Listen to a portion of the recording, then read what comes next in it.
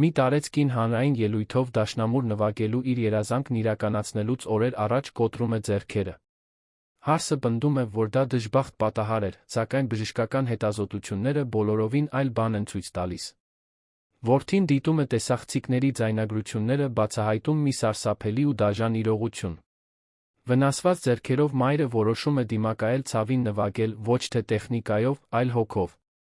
Եթե այս պատմությունը ձեզ հետաքրքրեց, մի մոռացեք բաժանորդագրվել մեր ալիքին, ասեք մեզ, թե որ քաղաքից եք մեզ դիտում։ Շարունակեցինք։ Առավոտը երանի վրա իջավ յուրահատուկ փայլով։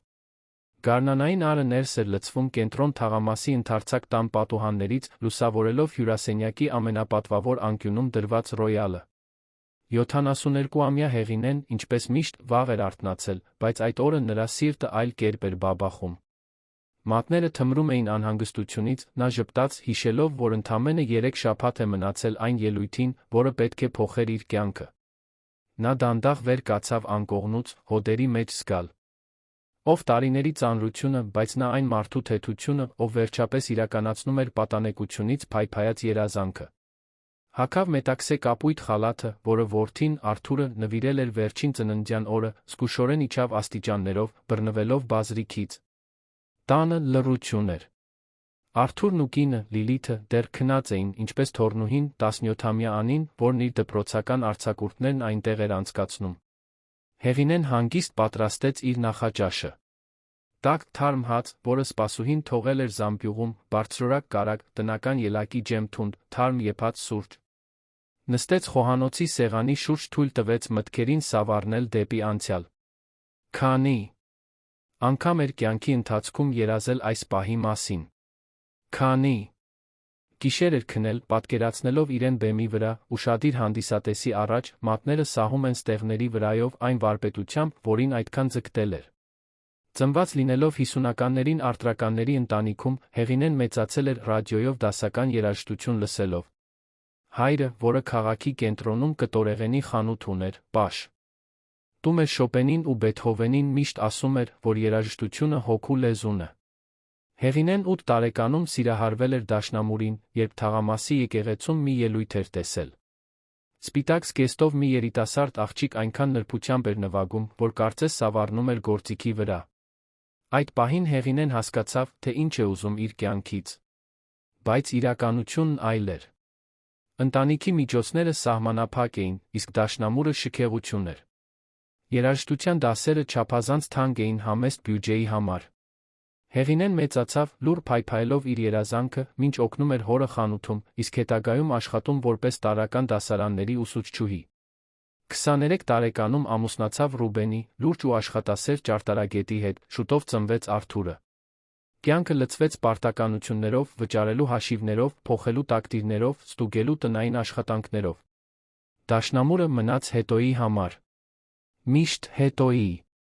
Ռուբենը մահացել էր 10 տարի առաջ, սրտի բարդություններից։ Արթուրը, արդեն հասուն հաջողակ փաստաբան, պնդել էր, որ մայրը տեղա փոխվի իր տուն։ Հեղինեն համաձայնել էր, բայց մի պայման էր դրել, նա դաշնամուր էր ուզում։ Արթուրը ոչ միայն համաձայնել էր, այլ գնել էր լավագույն գործիքը, որ գտել էր, մի հոյակապ Steinway, որը զբաղեցրեց հյուրասենյակի պատվավոր տեղը։ Առաջին տարիներին Հեղինեն միայն գրեթե կրոնական ակնածանքով էր նայում դաշնամուրին։ Այստեղ-այնտեղ մի քանի նոտա էր նվագում, բայց իսկապես սկսելու համարձակություն չուներ։ Իրեն չափազանց ծեր, չափազանց անընդունակ, չափազանց ուշացած էր զգում։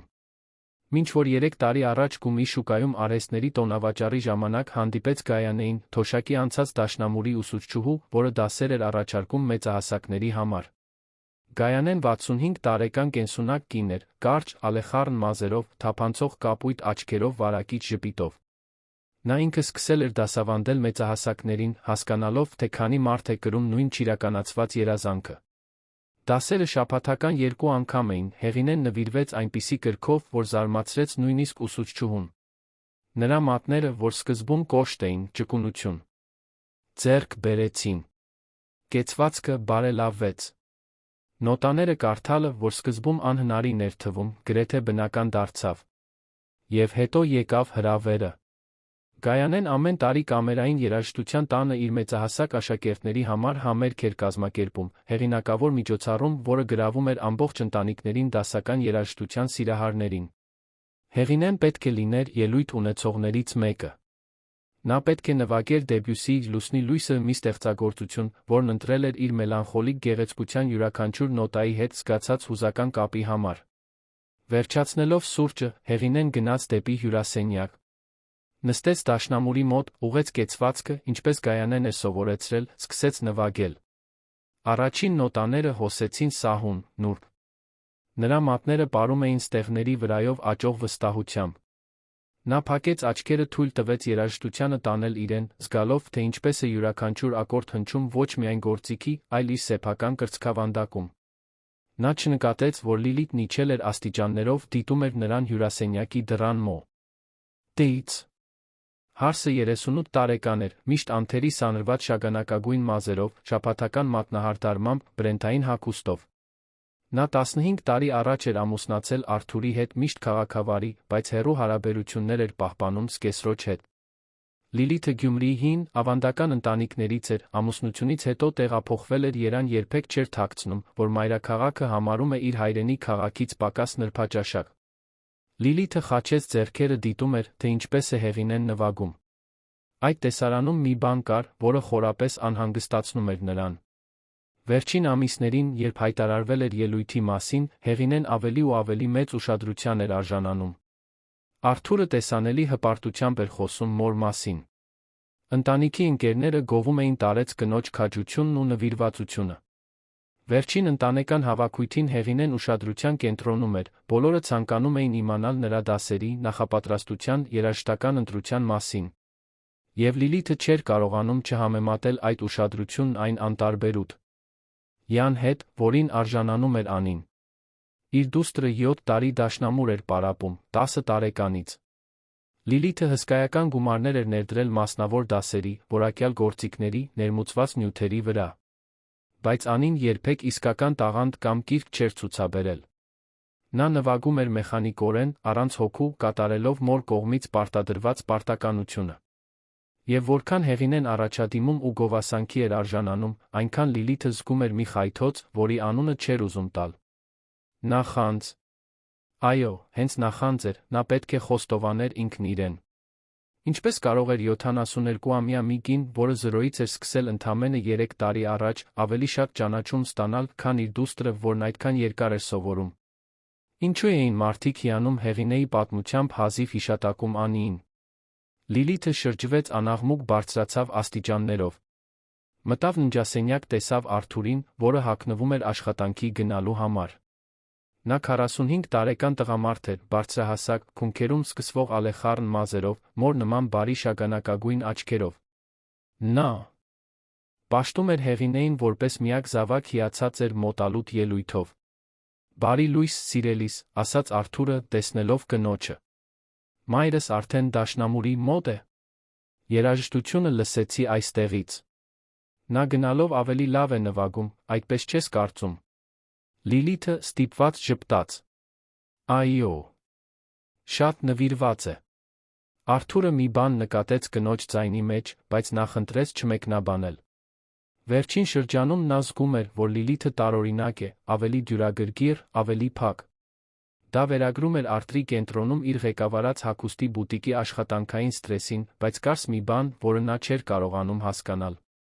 Ես գնում եմ աշխատանքի։ Այսօր կարոր դատական նիստ ունեմ, ասաց Արթուրը, համբուրելով կնոջ ճակատը։ Տանը չեմ ճաշի։ Երի ուշ կվերադառնամ։ Լիլիթը գլխով արեց, սպասեց, մինչ ամուսինը դուրս գա։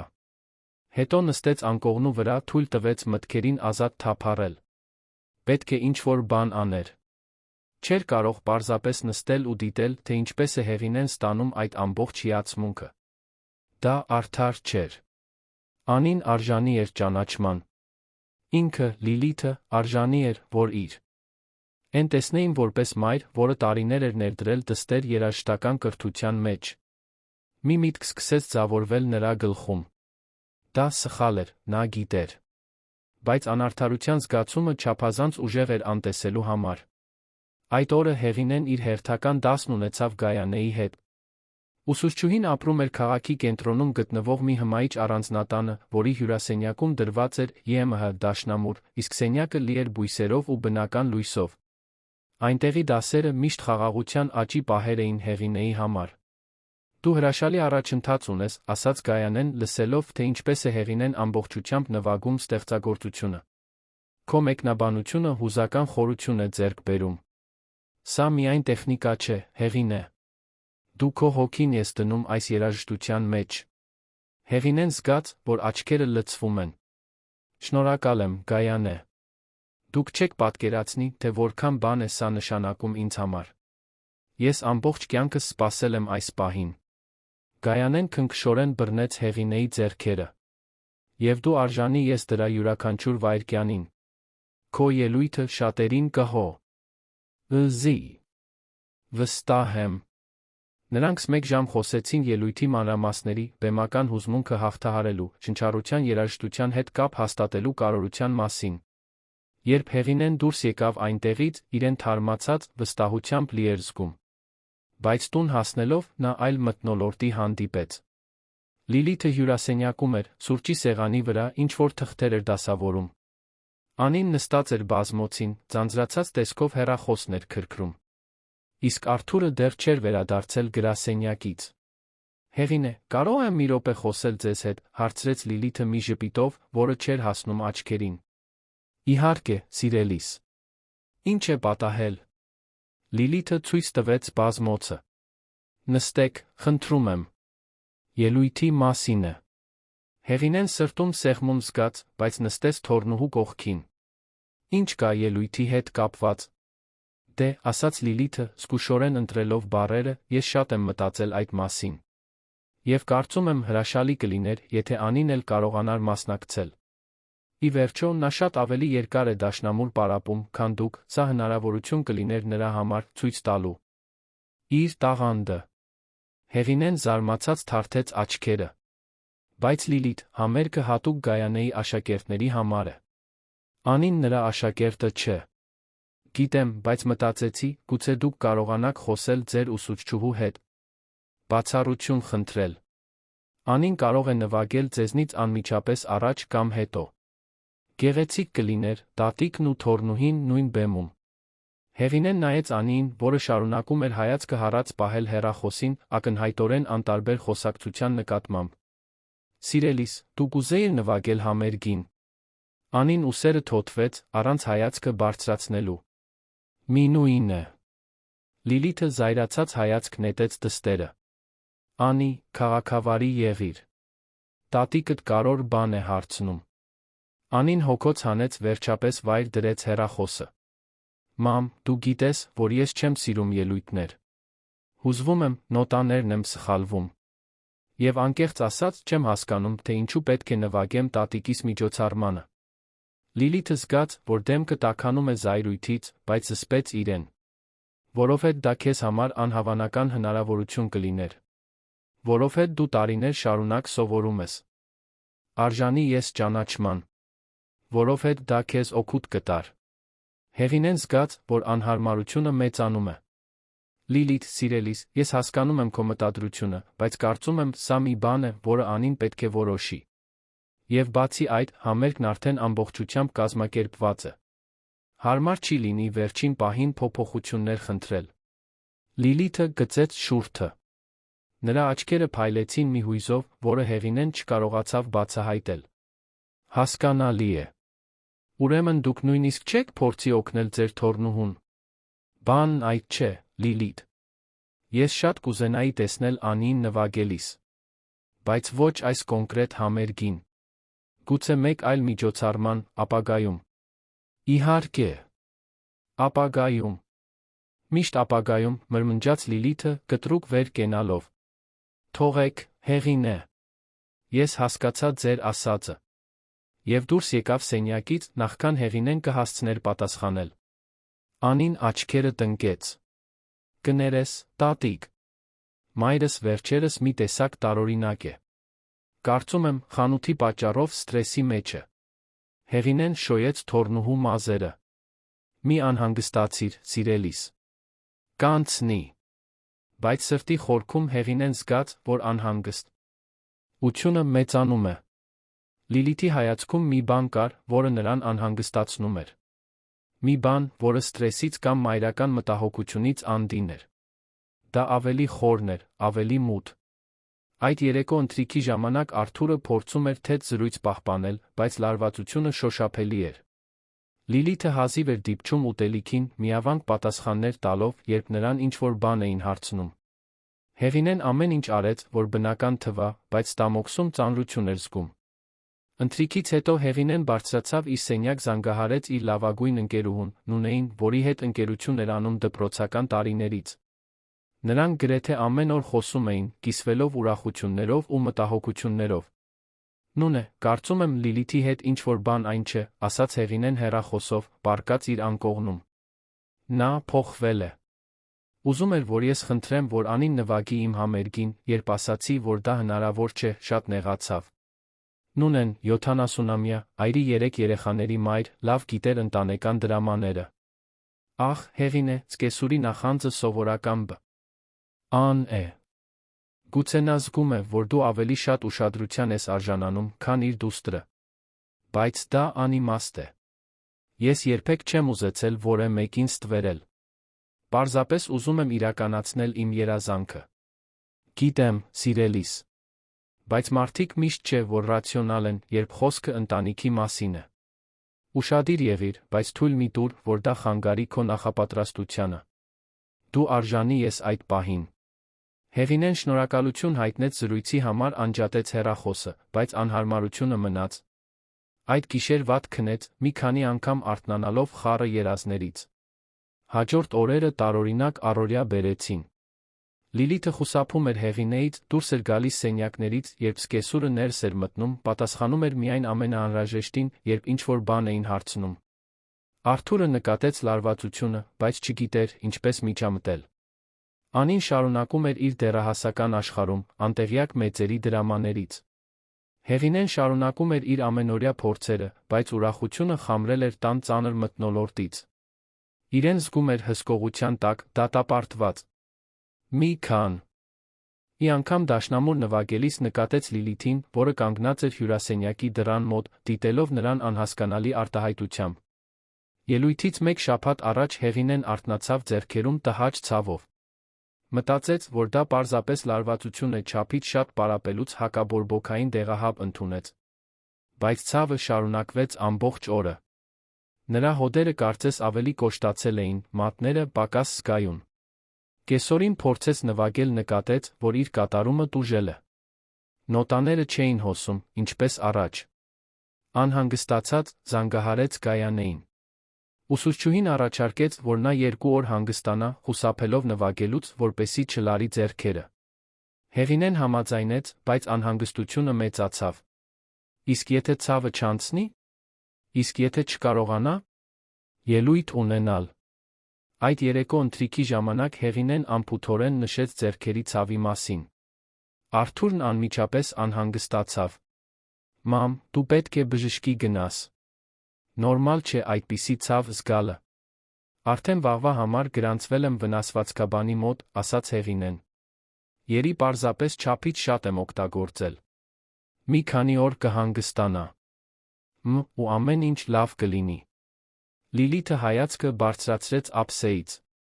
Ցավալի է։ Հենց հիմա, ելույթին այսքան մոտ։ Լիլիթի ձայնի մեջ մի բան կար, որը սարսուռ առաջացրեց Հեղինեի մոտ։ Բայց նա վանեց այդ զգացումը, վերագրելով սեփական պարանոյային։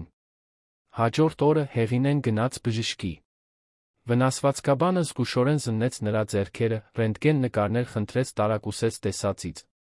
Տիկին Հեղինե, ձեր հոդերը բորբոքված են, բայց ես արթրիտի կամ այլ քրոնիկ հիվանդության նշաններ չեմ տեսնում։ Սա սուր բորբոքում է, հավանաբար առաջացած չափից շատ կրկնվող շարժումներից կամ որևէ փոքր վնասվածքից, որը դուք չեք նկատել։ Վնասվածք, հարցրեց Հեղինեն։ Բայց ես չեմ վնասվել։ Երբեմն դա տեղի է ունենում աննկատ։ Թեթ հարված, ճնշում, նման մի բան։ Ես ձեզ ավելի ուժեղ հակաբորբոքայիններ 5 օր բացարձակ հանգիստ կնշանակեմ։ Այդ ընթացքում դաշնամուր չի կարելի։ Հեղինեն զգաց, որ սիրտը սեղմվում է։ Բայց բժիշկ, ես 6 օրից կարոր ելույթ ունեմ։ Բժիշկը հոգոց հանեց։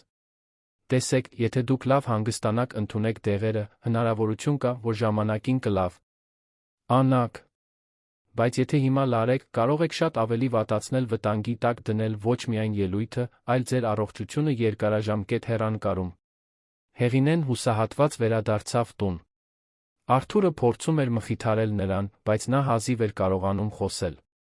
Բարձրացավ իր սենյակ, լաց եղավ մենակ, զգալով, որ իր երազանքը բառացիորեն սահում է մատների արանքից։ Ժամեր անց Անին էր, որ թակեց դուռը։ Տատիկ, կարող եմ մտնել։ Կարող ես, սիրելիս։ Անին նստեց անկողնու վրա, տատիկի կողքին։ Լսեցի, որ պապան խոսում էր քո ձեռքերի մասին։ Շատ եմ ցավում։ Հեղինեն թույլ ժպտաց։ Շնորհակալ եմ, աղջիկս։ Ես լավ կլինեմ։ Անին տատանվեց, կարծես ուզում էր էլի ինչ-որ բան ասել։ Վերջապես խոսեց. Տատիկ, ես պետք է քեզ մի բան ասեմ։ Բայց դու չպետք է ոչ ոքի ասես, որ ես եմ ասել, լավ։ Հեղինեն ուղղվեց անկողնում, զգոնացած։ Ինչ է պատահել, Անի։ Մորս մասին է։ Նա շատ տարօրինակ է։ Անցած շաբաթ ես լսեցի, թե ինչպես էր նա հեռախոսով ինչ-որ մեկի հետ խոսում քո մասին։ Ասում էր, որ դու չափից շատ ուշադրության ես արժանանում, որ դա արդար չէ իմ նկա։ Տմամբ, որ դու ստվերում ես իր, որպես մոր աշխատանքը։ Ես շատ անհարմար զգացի, տատիկ։ Ես երբեք նման բան չեմ խնդրել։ Հեղինեն զգաց, որ սառը քրտինք է պատում իրեն։ Էլ ինչ ասաց։ Ամբողջը չլսեցի։ Բայց նա խոսեց ինչ-որ բան անելու մասին, որպեսզի հավասարակշռի իրավիճակը։ Չգիտեմ դա ինչ է նշանակում, բայց անհանգստացա։ Մայրս տարված է այն մտքով, որ ես պետք է քեզնից լավը լինեմ դաշնամուրի հարցում, անկեղծ ասած, ես այլս չեմ դիմանում։ Հեղինեն գրկեց թոռնուհուն։ Մի անհանգստացիր, սիրելիս։ Սա մեծերի գործ է։ Մայրդ պարզապես անհանգստանում է քեզ համար։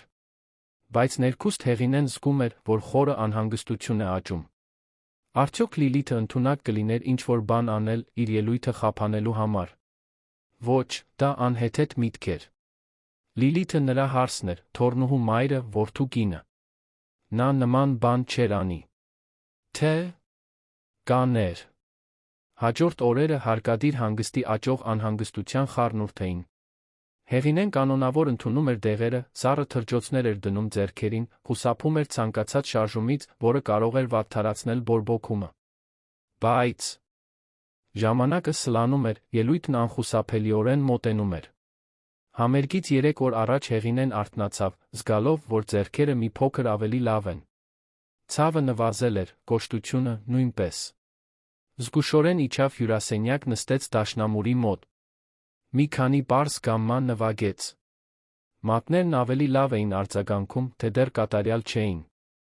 Նա այնքան կենտրոնացած էր, որ չնկատեց դռան մոտ կանգնած Լիլիթին, որը դիտում էր նրան մռայլ արտահայտությամբ։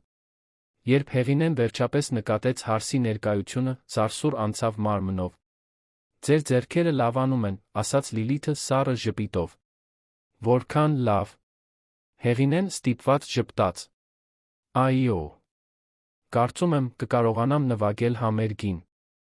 Լիլիթը դանդաղ գլխով արեց։ Հուսանք։ Ցավալի կլիներ կորցնել այսքան նախապատրաստության ժամանակը։ Եվ շրջվեց, Հեղինեին մենակ թողնելով մի նախազգացումով, որի անունը չէր կարողանում տալ։ Ինչ-որ բան այն չէր։ Շատ այն չէր։ Բայց թե կոնկրետ ինչ, Հեղինեն չէր կարող ասել։ Ելույթից 2 օր առաջ Հեղինեն գիշերվա կեսին արթնացավ սարսափելի ծարավից։ Իջավ խոհանոց, ջուր խմելու, հյուրաս։ Ենյակով անցնելիս նկատեց, որ Արթուրի աշխատասենյակում լույս է վառվում։ Տարօրինակ թվաց, քանի որ գրեթե գիշերվա 3-ն էր։ Անաղմուկ մոտեցավ, ձայներ լսեց։ Արթուրն ու Լիլիթն էին, վիճում էին ցածր, բայց լարված տոնով։ Լիլիթ, սա անհեթեթություն է։ Մայրս ոչ ոքի ստվերելու փորձ չի անում, ասում էր Արթուրը։ Դու չես հասկանում։ Դու երբեք չես հասկանում։ Բոլորը նրա մասին են խոսում, գովում են նրան, կարծես ինչ-որ հերոսուհի լինի։ Իսկ Անին։ Ոչ ոքի չի հետաքրքրում նրա գործադրած ջանքերը, իմ ներդրած ուսման տարիները։ Անին չի սիրում դաշնամուր նվագել, Լիլիթ։ Դա բոլորի համար ակնհայտ է, բացի քեզնից։ Դու քո սեփական ցանկություններն ես պրոյեկտում մեր դստեր վրա։ Ոչ, այդպես չէ։ Ես պարզապես ուզում եմ, որ նա ճանաչվի։ Եվ մորս վատ զգալ տալը կլուծի։ Այդ հարցը։ Ես ոչինչ չեմ անում։ Չգիտեմ, ինչի մասին ես խոսում։ Հեղինեն զգաց, որ ոտքերը դողում են։ Անաղմուկ հեռացավ, վերադարձավ իր սենյակ, սիրտը ուժգին բաբախում էր։ Իր կասկածների հաստատումը թեթություն չբերեց, միայն ավելի շատ վախ։ Լիլիթն իսկապես բացասական զգացմունքներ էր տածում իր ելույթի նկատմամբ։ Բայց որքանով էր դա վտանգավոր։ Հաջորդ առավոտ, համերգից ընդամենը 1 օր առաջ, Հեղինեն արթնացավ սարսափելի զգացողությամբ։ Ձեռքերը նորից այտուցվել էին, հոդերը ցավոտ ու կոշտ։ Կարծես վերջին օրերի լավացումը գիշերվա ընթացքում անհետացել էր։ Փորձեց շարժել մատները սուր ցավ զգաց դաստակներում։ Հուսահատված, կանչեց Արթուրին։ Նա անմիջապես տարավ մորը շտապօգնություն։ Բժիշկները նոր հետազոտություններ արեցին, շփոթվեցին։ Տիկին Հեղինե, բորբոքումը զգալիորեն վատթարացել է։ Շատ տարօրինակ է։ Դուք որե այլ բան արել եք։ Որե դժբախտ պատահար տեղի ունեցել է։ Ոչ, ոչինչ։ Ես լավանում էի։ Չեմ հասկանում, ինչ պատահեց։ Բժիշկները ավելի ուժեղ դեղեր նշանակեցին, ձեռքերն անշարժացրին թեթ բեկակալներով։ Հաջորդ օրը նվագելու նրա հնարավորությունները գրեթե զրոյական էին։ Հեղինեն լաց էր լինում տուն վերադառնալու ճանապարհին։ Արթուրը բռնել էր նրա առողջ ձեռքը, փորձելով մխիթարել։ Մամ, մենք կարող ենք հետաձգել։ Գայանեն կհասկանա։ Դա նույնը չէ, Արթուր։ Ես ամբողջ կյանքս սպասել եմ սրան։ Տուն հասնել։ Ով նրանք գտան Լիլիթին խոհանոցում, որը ճաշ էր պատրաստում։ Նա նայեց Հեղինեի վիրակապված ձեռքերին, դեմքը անկեղծ զարմանք չարտահայտեց։ Նրա մտահոգ արտահայտության մեջ ինչ-որ բեմադրված բան կար։ Աստված իմ, Հեղինե։ Ինչ է պատահել։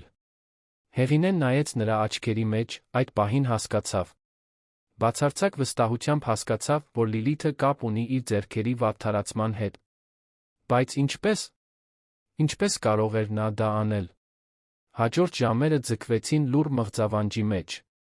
Հեղինեն մնաց իր սենյակում, անկարող ընդունել, որ իր երազանքը կործանված է։ Արթուրը չեղարկեց ելույթը Գայանեի հետ, որը խորապես վշտացավ լուրից։ Եվ հետո, երբ գիշերն իջավ, տունը ընկղմվեց ծանր լռության մեջ, Անին նորից թակեց Հեղինեի դուռը։ Տատիկ, ես մի բան տեսա։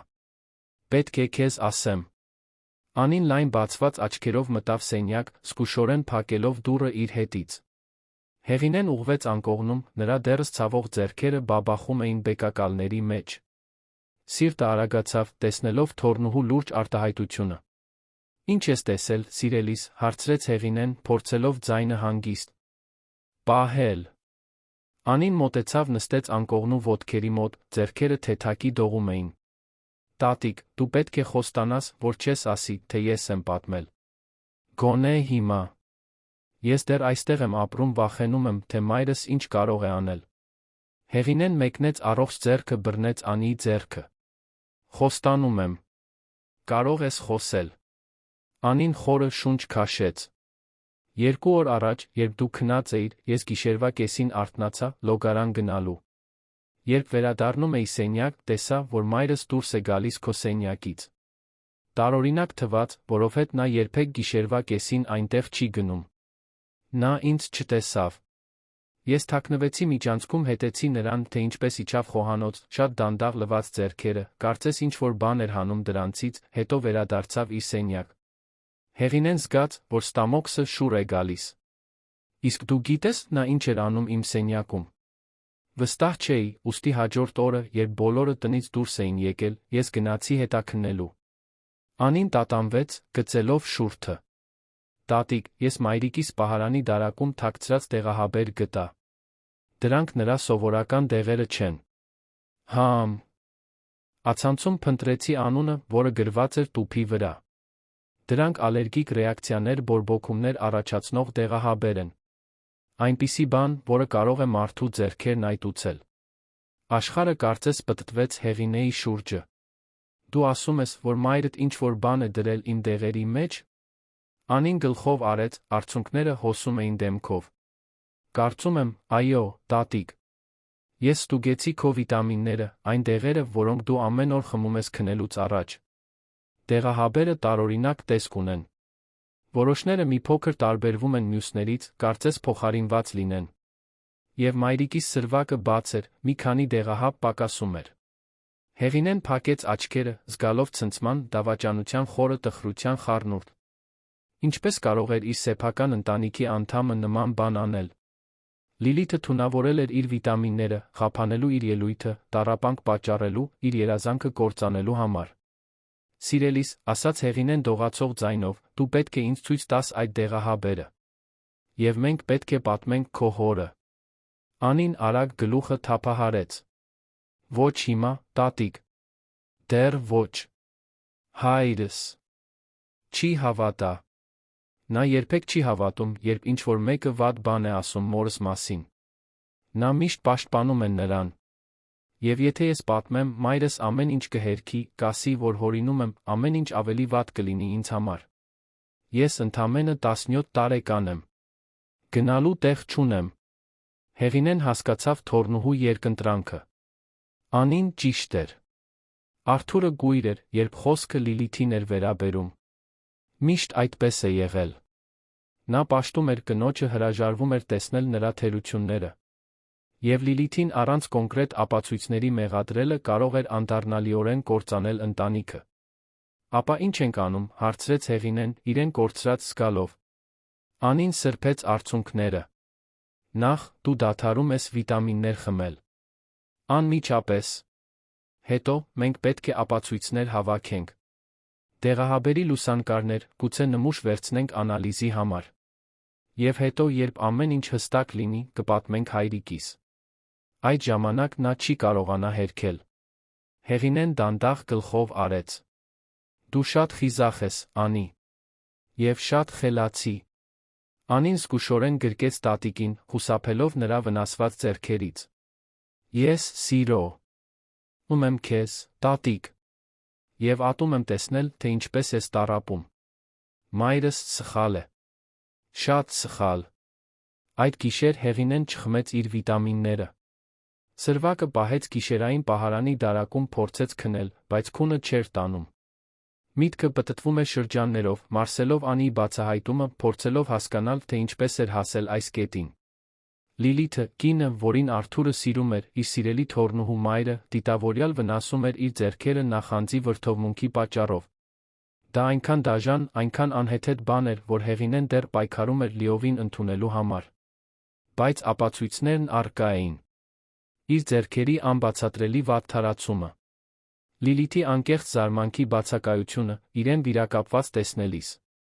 Եվ հիմա, Անիի բացահայտումը։ Հաջորդ օրերին Հեղինեն ձացնում էր, թե ամեն ինչ նորմալ է։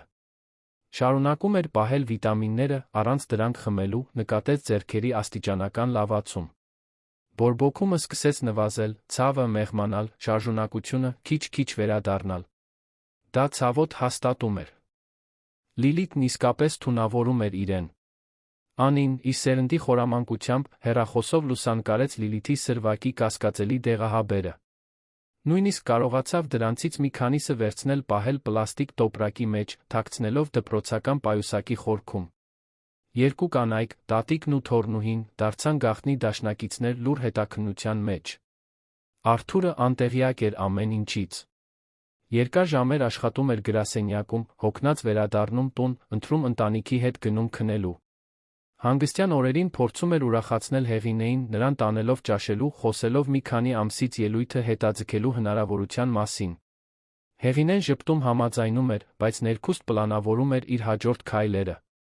Գայանեն, դաշնամուրի ուսուցչուհին, այցելեց Հեղինեին ելույթի չեղարկումից մեկ շաբաթ անց։ Երկուսը երկար գրկախառնվեցին, Գայանեն չթաքցրեց իր տխրությունը։ Հեղինե, սիրելիս, ես այնքան վշտացա, երբ Արթուրը զանգեց։ Բայց կարորը քո առողջությունն է։ Կհետաձգենք հաջորդ համերգին 3 ամսից։ Դու ժամանակ կունենաս լիովին վերականգնվելու։ Եղինեն շնորհակալություն հայտնեց, բայց չնշեց Լիլիթի մասին իր կասկածները։ Դեռ ժամանակը չէր։ Նրան ավելի շատ ապացույցներ, ամուր պլան էր պետք։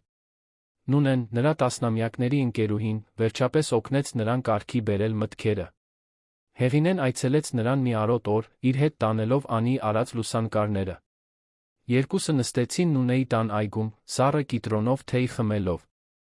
Աստված իմ, Հեղինե, սա շատ լուրջ է, ասաց Նունեն, լսելով ամբողջ պատմությունը։ Դու պետք է պատմես Արթուրին։ Եվ գուցե նույնիսկ ոստիկանությանը։ Գիտեմ, Նունե։ Բայց Արթուրը չի հավատա առանց կոնկրետ ապացույցների։ Եվ ես չեմ ուզում կործանել նրա ամուսնությունը։ Չնայած ամեն ինչին, Լիլիթը Անիի մայրն է, նրա կինը։ Սա կկործանի ամբողջ ընտանիքը։ Նունեն ամուր բռնեց Հեղինեի ձեռքերը։ Սիրելիս, նա փորձել է կործանել քեզ։ Նա թունավորել է քեզ նախանձից։ Սա փոքր բան չէ։ Սա շատ լուրջ բան է։ Դու չես կարող թողնել, որ անցնի։ Չեմ թողնի, խոստացավ Հեղինեն։ Բայց պետք է դա անեմ ճիշտ ձով։ Բոլորի բարօրության համար։ Հաջորդ շաբաթները տարօրինակ առօրյա բերեցին։ Հեղ։ Ինեն շարունակում էր իր վերականգնումը, ձեռքերը օրեցօր լավանում էին, քանի որ այլս չէր թունավորվում։ Վերսկսեց դասերը Գայանեի հետ, զգուշորեն նվագելով, վերականգնելով իր վստահությունը։ Համերգը հետաձգվել էր 2 ամսով, նա վճռական էր պատրաստ լինել։ Լիլիթը, նկատելով Հեղինեի լավացումը, տեսանելիորեն դժգոհ էր։ Մի քանի անգամ Հեղինեն բռնեց նրան, երբ նա դիտում էր իր ձեռքերը վատ թաքցրած հիասթափության արտահայտությամբ։ Բայց Լիլիթը չգիտեր, որ իր պլանը բացահայտվել է։ Շարունակում էր իր առօրյան նորմալ, աշխատելով բուտիկում, հոգ տանելով տան մասին, շփվելով ընտանիքի հետ։ Մի կիրակնօրյա ճաշի ժամանակ, երբ ամբողջ ընտանիքը հավաքված էր, առաջին ճաքը հայտնվեց։ Արթուրը անփութորեն նշեց Հեղինեի լավացման մասին, գովելով նրա նվիրվածությունը ֆիզիոթերապիային։ Մայրդ անհավանական է, այնպես չէ՞ Լիլիթ։ Մի քանի շաբաթում արդեն վերականգնել է գրեթե ամբողջ շարժունակությունը։ Բժիշկները տպավորված էին։ Լիլիթը ստիպված ժպտաց։ Իսկապես։ Շատ տպավորիչ է։ Անին, որը նստած էր տատիկի կողքին, իմաստալից հայացքով փոխանակվեց Հեղինեի հետ։ Լարվա։ Ծությունը շոշափելի էր, գոնե նրանց համար, ովքեր գիտեին, թե ինչ է կատարվում մակերեսի տակ։ Ճաշից հետո, երբ Հեղինեն օգնում էր հավաքել ափսեները, Լիլիթը մոտեցավ նրան խոհանոցում։ Երկուսը մի պահ մենակ մնացին։ Ձեր վիտամինները լավ են ազդում, հարցրեց Լիլիթը մի ժպիտով, որը չէր հասնում աչքերին։ Հեղինեն սառը քրտինք զգաց, բայց պահպանեց հանգստությունը։ Իրականում, դադարեցրել եմ խմելը։ Մտածեցի, որ գուցե վատ են անդրադառնում ինձ վրա։ Լիլիթի ժպիտը տատանվեց։ Դադարեցրել եք։ Ինչո՞վ։ Պարզապես ներքին ձայն։ Եվ կարծես թե ճիշտ էի, քանի որ այնքան լավացա դադարեցնելուց հետո։ Լիլիթը մի պահ գունատվեց, բայց արագ վերականգնվեց։ Դե, կարևորն այն է, որ դուք լավ եք։ Հեղինեն պահեց հարսի հայացքը։ Այո, Լիլիթ։ Կարևորն այն է, որ ես լավ եմ։ Չնայած ամեն ինչին։ Նախադասության ենթատեքստը աննկատ չմնաց։ Լիլիթը բացեց բերանը, կարծես ինչ-որ բան պիտի ասեր, բայց Արթուրը այդ պահին մտավ խոհանոց, կոտրելով լարվածությունը։ Մամ, Լիլիթ, ձեզ օգնություն է պետք։ Երկուսն էլ միաժամանակ պատասխանեցին, ոչ, պահն անցավ։ Բայց ինչ-որ բան փոխվել էր։ Լիլիթը գիտեր, որ Հեղինեն կասկածում է։ Եվ Հեղինեն գիտեր, որ Լիլիթը գիտի։ Այդ գիշեր Հեղինեն Անին երկար խոսեցին։ Պետք է շուտ գործենք, ասաց Հեղինեն։ Նա գիտի, որ ես բացահայտել եմ։ Չգիտեմ, հիմա ինչ կարող է անել։ Անին համաձայնեց։ Տատիկ, կարծում եմ, վաղը պետք է պատմենք հայրիկիս։ Հավաքենք բոլոր ապացույցները պատմենք։ Այլս չի կարելի սպասել։ Հեղինեն գլխով արեց, սիրտը ծանրացած։ Դու ճիշտ ես։ Ժամանակն է բացահայտել ճշմարտությունը։ Բայց ճակատագիրն այլ պլաններ ուներ։ Հաջորդ առավոտ, երբ Հեղինեն իջավ նախաճաշի, գտավ Արթուրին խոհանոցի սեղանի մոտ նստած կործանված արտահայտությամբ։ Լիլիթը նրա կողքին էր, անզուսպ լաց էր լինում։ Ինչ է պատահել, հարցրեց Հեղինեն, տագնապած։ Արթուրը բարձրացրեց կարմրած աչքերը։ Մամ, նստիր։ Պետք է քեզ մի բան ասեմ։ Հեղինեն նստեց, սիրտը ուժգին բաբախում էր։ Արթուրը զգուշորեն բռնեց նրա ձեռքերը, խուսափելով դեռս զգայուն հատվածներից։ Լիլիթը երեք գիշեր ինձ շատ դժվար մի բան պատմեց։ Նա լուրջ հուզական ճգնաժամի մեջ է։ Ամիսներ շարունակ դեպրեսիայի տագնապի հետ է պայքարում, բայց չէր ուզում ոչ ոքի անհանգստացնել։ Եվ երեք, թուլության պահին, նա փորձել է սարսափելի բան անել։ Հեղինեն զգաց, որ արյունը սառչում է երակներում։ Ինչ։ Նա փորձել է իրեն վնասել, մամ։ Այնքան հուսահատ էր իր սեփական անարժեքության զգացումներից, որ քիչ էր մնում չափից շատ դեղեր խմեր։ Ես հասցրի ժամանակին կանխել, բայց նա շատ վատ է։ Մենք նրան տանելու ենք հոգեբուժական բուժման։ Նրան մասնագիտական օգնություն է պետք։ Հեղինեն նայեց Լիլիթին, որը դեմքը թաքցրել էր ձեռքերի մեջ, հեկեկալով։ Եվ հասկացավ, թե ինչ է կատարվում։ Լիլիթը կանխում էր իրադարձությունները։ Նա ստեղծում էր մի պատմություն, որտեղ ինքն էր զոհը, փխրուն մարդը, որը կարեկցանքի կարիք ունի։ Եթե Հեղինեն հիմա նրան մեղադրեր, դաժան, անզգա-կթվար։ Դա հանճարեղ էր, այլասերված ծով։ Լիլիթը երաշխավորում էր, որ իր դեմ ցանկացած մեղադրանք կմեկնաբանվի որպես հարձակում հոգեպես անկայուն մարդու վրա։ Արթուր, ասաց Հեղինեն զգուշորեն, ես հասկանում եմ, որ Լիլիթը դժվարությունների միջով է անցնում։ Բայց կան որոշ բաներ, որոնք պետք է քեզ պատմեմ իմ հետ կատարվածի մասին։ Արթուրը գլուխը թափահարեց։ Մամ, խնդրում եմ։ Ոչ հիմա։ Լիլիթը շատ խոցելի է։ Նա այսօրվանից բուժում կսկսի։ Հոգեբույժն արդեն ճանապարհին է։ Կարող ենք ցանկացած այլ բանի մասին խոսել հետո, երբ նա ավելի կայուն լինի։ Հեղինեն նայեց որդուն, լացող հարսին հասկացավ, որ պարտվել է այդ ճակատամարտում։ Եթե հիմա պնդեր, անզգա կհամարվեր։ Արթուրը նրան չէր լսի։ Նրան այլ պահ, այլ մոտեցում էր պետք։ Լավ, Արթուր։ Կարող ենք խոսել հետո։ Անին, որն իջել էր աստիճաններով միջանցքից ականատես էր եղել տեսարանին, 1 ժամ անց գտավ տատիկին սենյակում։ Աղջիկը կատաղած էր։ Նա ամեն ինչ մանիպուլյացիայի է ենթարկել, տատիկ։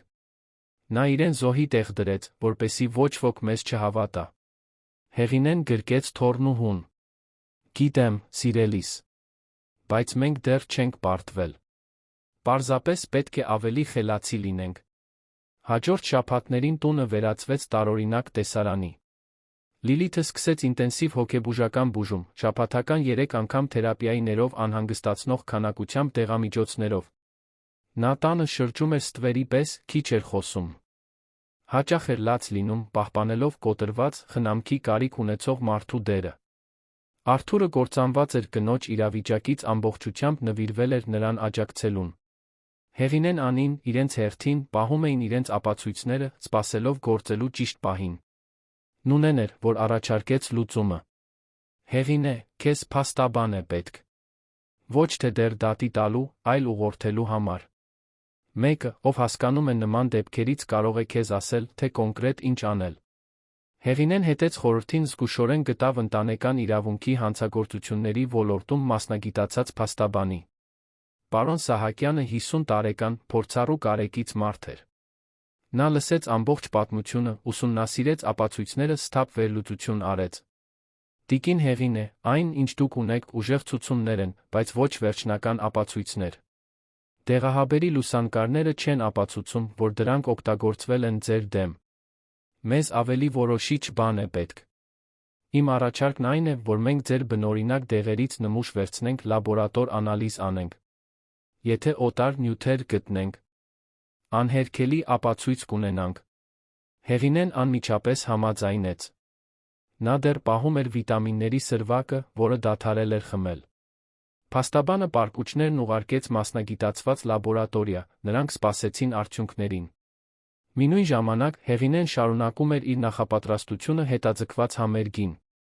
Ձեռքերը գրեթե ամբողջությամբ վերականգնվել էին, նա նվագում էր նորացված հուզական ինտենսիվությամբ։ Յուրաքանչյուր նոտա դիմադրության չկործանվելու մերժման հաստատում էր։ Գայանեն նկատում էր փոփոխությունը։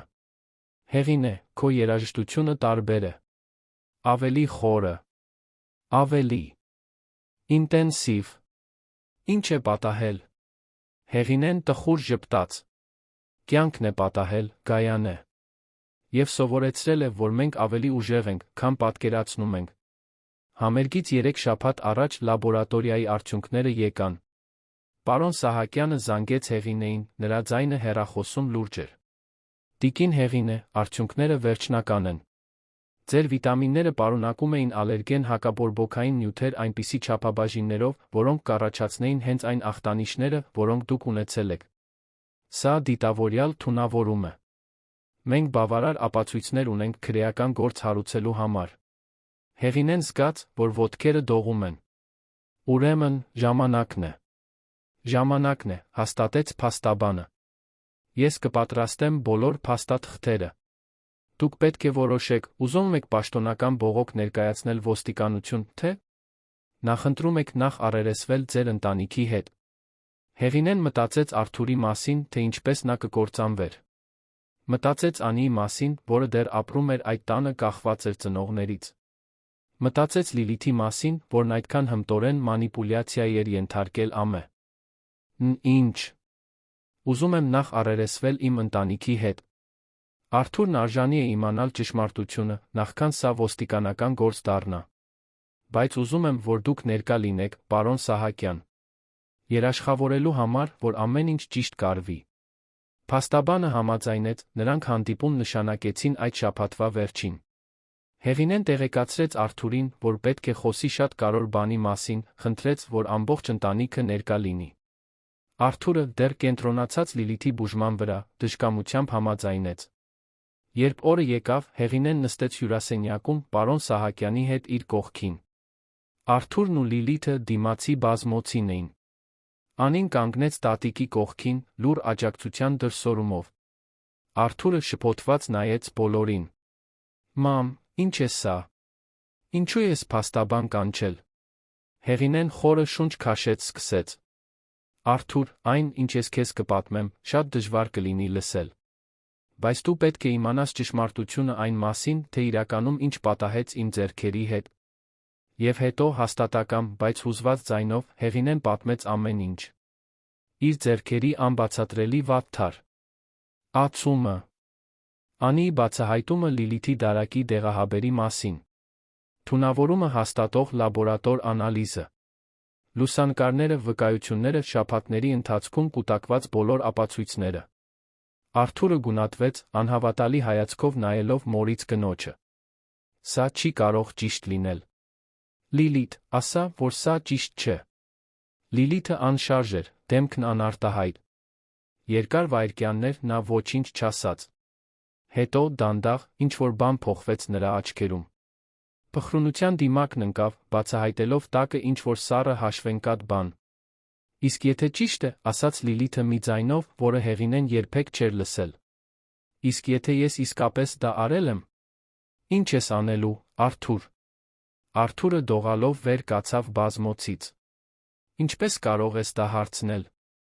Ինչպես կարող ես խոստովանել նման հրեշավոր բան պահել քեզ այնպես, կարծես ոչինչ չի եղել։ Լիլիթը նույնպես վեր կացավ, մարմինը լարված։ Որովհետև ես հոգնել էի։ Հոգնել էի տեսնելուց, թե ինչպես է մայրդ ստանում ամբողջ ուշադրությունը։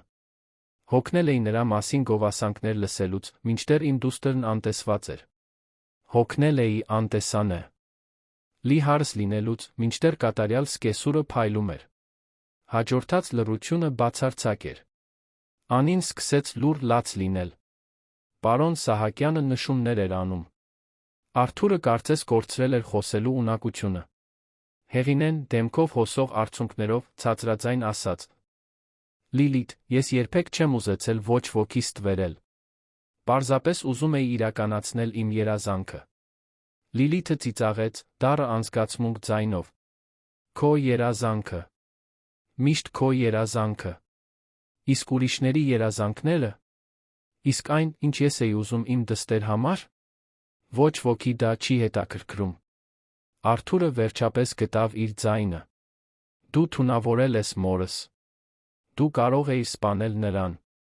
Եվ խոսում ես այնպես, կարծես նա է մեղավորը։ Լիլիթը շրջվեց դեպի ամուսինը։ Ես չէի սպանելու նրան։ Պարզապես ուզում էի, որ նա չկարողանա նվագել։ Պարզապես ուզում էի փչացնել այդ ծիծաղելի ելույթը։ Նա դրան էր արժանի։ Արթուրը հետ քաշվեց, կարծես ապտակ ստացած լիներ։ Ես քեզ չեմ ճանաչում։ Ես կարծում էի, թե ճանաչում եմ, բայց չեմ ճանաչում։ Պարոն Սահակյանը վերջապես միջամտեց։ Տիկին Լիլիթ, դուք հենց նոր խոստովանեցիք լուրջ հանցագործություն։ Դիտավորյալ թունավորում։ Դուք իրավունք ունեք փաստաբանի, նախքան այս խոսակցությունը շարունակելը։ Լիլիթը արհամարանքով նայեց փաստաբանին։ Ինձ փաստաբան պետք չէ։ Այստեղ բոլորը գիտեն, թե ինչ եմ արել։ Եվ գիտեն, ինչու։ Ես չեմ զղ։ Ջում։ Անին ավելի բարձր հեկեկաց։ Մամ, խնդրում եմ, դադարիր։ Բայց Լիլիթն արդեն անդառնալիության կետն անցել էր։ Տարիների վրդովմունքը, նախանձն ու հիասթափությունը դուրս էին հորդում անկառավարելի հեղեղով։ Նա այն փխրուն զոհը չէր, որը բեմադրել էր։ Նա թունավոր հույզերով կլանված մեկն էր, որոնք վերջապես վերածվել էին կործանարար գործողությունների։ Արթուրը դողացող ձեռքերով վերցրեց հեռախոսը։ Ես զանգելու եմ ոստիկանություն։ Լիլիթը չփորձեց խանգարել նրան։ Պարզապես նորից նստեց բազմոցին, աչքերը դատարկ, սպասեց, թե ինչ է լինելու հետո։ Ոստիկանությունը հասավ 30 րոպեից էլ քիչ ժամանակում։ Երկու սպա մտան կենտրոն թաղամասի այդ տունը գտան մի տեսարան, որը երբեք չէին մոռանա։ Կործանված ընտանիք, բաժանված մի հանցագործության խոստովանությամբ, որը կարծես սերիալից լիներ, բայց սարսափելիորեն իրական էր։ Լիլիթին տարան բաժանմունք, ցուցմունք տալու։ Նա չդիմադրեց, չբողոքեց։ Նստեց պարեկային մեքենան նույն դատարկ արտահայտությամբ, որը պահպանել էր խոստովանությունից ի վեր։ Արթուրը ուղեկցեց նրան, դեռ շոկի մեջ, անկարող լիովինն կալել, թե ինչ է կատարվում։ Հեղինեն մնաց տանը Անիի պարոն Սահակյանի հետ, բոլորը փորձում էին հասկանալ, թե ինչպես էին հասել այս կետին։ Գիշերը երկար ու տանջալից էր։ Հեղինեն չկարողացավ քնել։ Նստած մնաց իր սիրելի բազկաթոռին, նայելով դաշնամուրին, որն այդքան բան էր խորհրդանշում իր կյանքում։ Այդ հոյակապ գործիքը, որը պետք է լիներ ուրախության իրականացման խորհրդանիշ, դարձել էր ընտանեկան ողբերգության էպիկենտրոնը։ Արդյոք արժեր։ Արդյոք իր երազանքն արդարացնում էր այս ամբողջ ցավը։ Անին գիշերվա 2-ին մտավ հյուրասենյակ, գտավ տատիկին դեռ արթուն։ Տատիկ, դու չես կարող քեզ մեղադրել սրա համար։ Հեղինեն հոգնած աչքերով նայեց թոռնուհուն։ Ինչպես չեմ կարող, սիրելիս։ Եթե ես չսկսեի դաշնամուր նվագել, այս ամենից ոչինչ տեղի չէր ունենա։ Անին նստեց բազկաթոռի ոտքերի մոտ։ Դա ճիշտ չէ։ Խնդիրը դաշնամուրը չէր։ Խնդիրն այն էր, ինչ կար մորս ներսում։ Նախանձը, վրդովմունքը, ամեն ինչ վերահսկելու կարիքը։ Դա միշտ այնտեղ է եղել։ Դաշնամուրը պարզապես ձգանն էր։ Եթե դա չլիներ, ուրիշ բան կլիներ։ Հեղինեն շոյեց թոռնուհու մազեր։ Դու շատ իմաստուն ես քո տարիքի համար։ Ստիպված էի շուտ մեծանալ, տխրությամբ ասաց Անին։ Մայրս միշտ դժվար է եղել։ Ես պարզապես երբեք չէի պատկերացնի, որ նա կարող է նման բան անել։ Երկուսը երկար լուռ մնացին, մխիթարություն գտնելով միմյանց ներկայության մեջ։ Նրանք փոթորկի վերապրողներ էին, որը դեռ լիովին չէր անցել։ Արթուրը լուսադեմին վերադարձավ տուն, դեմքը հոգնածությունից հուզական ցավից խամրած։ Լիլիթին պաշտոնապես մեղադրանք էր առաջադրվել դիտավորյալ թունավորման համար, նա կալանավորված էր, սպասելով կալանքի հարցով դատական նիստին։ Նրա փաստաբանը, որին շտապ վարձել էր Լիլիթի ընտանիքը, փորձում էր գրավի դիմաց ազատ արձակման հասնել, հիմնվելով նրա հոգեբուժական բուժման վրա, բայց դատախազությունը դեմ էր։ Արթուրը նստեց նախաճաշի սեղանի շուրջ, չկարողանալով ուտել։ Հեղինեն թունդ սուրճ պատրաստեց, նստեց որդու կողքին, բռնելով նրա ձեռքը։ Որդիս, ես շատ եմ ցավում։ Երբեք չէի ուզենա, որ այսպես լիներ։ Արթուրը գլուխը թափահարեց։ Մամ, դու ներողություն խնդրելու ոչինչ չունես։ Լիլիթն էր, որ արեց այս ամենը։ Ես, պար. Զապես. Ես չեմ կարողանում հավատալ։ 15 տարվա ամուսնություն։ Ինչպես չտեսա։ Ինչպես չնկատեցի, թե նա ինչի է ընդունակ։ Որովհետև նա լավ էր թաքցնում, ասաց Անին, որը նույնպես սեղանի շուրջ էր։ Եվ որովհետև դու չէիր ուզում տեսնել, հայրիկ։ Դու միշտ պաշտպանում էիր մայրիկին, նույնիսկ երբ նա սխալ բաներ էր անում։ Արթուրը զարմացած նայեց դստերը։ Ինչ սխալ բաներ։ Անին հոգոց հանեց։ Հայրիկ, մայրս միշտ ինձ վերահսկել է։ Միշտ ստիպել է անել բաներ, որոնք ես չէի ուզում։ Դաշնամուրը, պարը, գեղեցկության մրցույթները, երբ փոքր էի։ Ամեն ինչ նրա մասին էր, այն մասին, թե ինչ էր նա ուզում ցույց տալ աշխարհին։ Ես երբեք ձայն չունեի։ Եվ երբ փորձում էի խոսել, դու ասում էիր, որ դա նորմալ է, որ նա պարզապես լավն է ուզում ինձ համար։ Արթուրը փակեց աչքերը, ցավը տեսանելի էր դեմքի յուրաքանչյուր գծում։ Ես ձախողվել եմ քո հանդեպ։ Ես ձախողվել եմ երկուսիդ հանդեպ։ Հեղինեն սեղմեց որդու ձեռքը։ Խոսքը ձախողվելու մասին չէ, Արթուր։ Խոսքն արթնանալու մասին է։ Եվ դու արթնացար։ Հիմա դա է կարորը։ Հաջորդ օրերը իրավական ընթացակարգերի որցանուտ էին։ Կալանքի հարցով դատական նիստը տեղի ունեցավ, դատավորը, ուսումնասիրելով ապացույցները, լսելով երկու կողմերի փաստարկները, որոշեց Լիլիթին թողնել կալանքի տակ։ Հանցագործության ծանրությունը, բացահայտ խոստովանությունը, վկաներին վնասելու ռիսկը ծանրակշիռ դեր խաղացին որոշման մեջ։ Լուրը տարածվեց քաղաքով։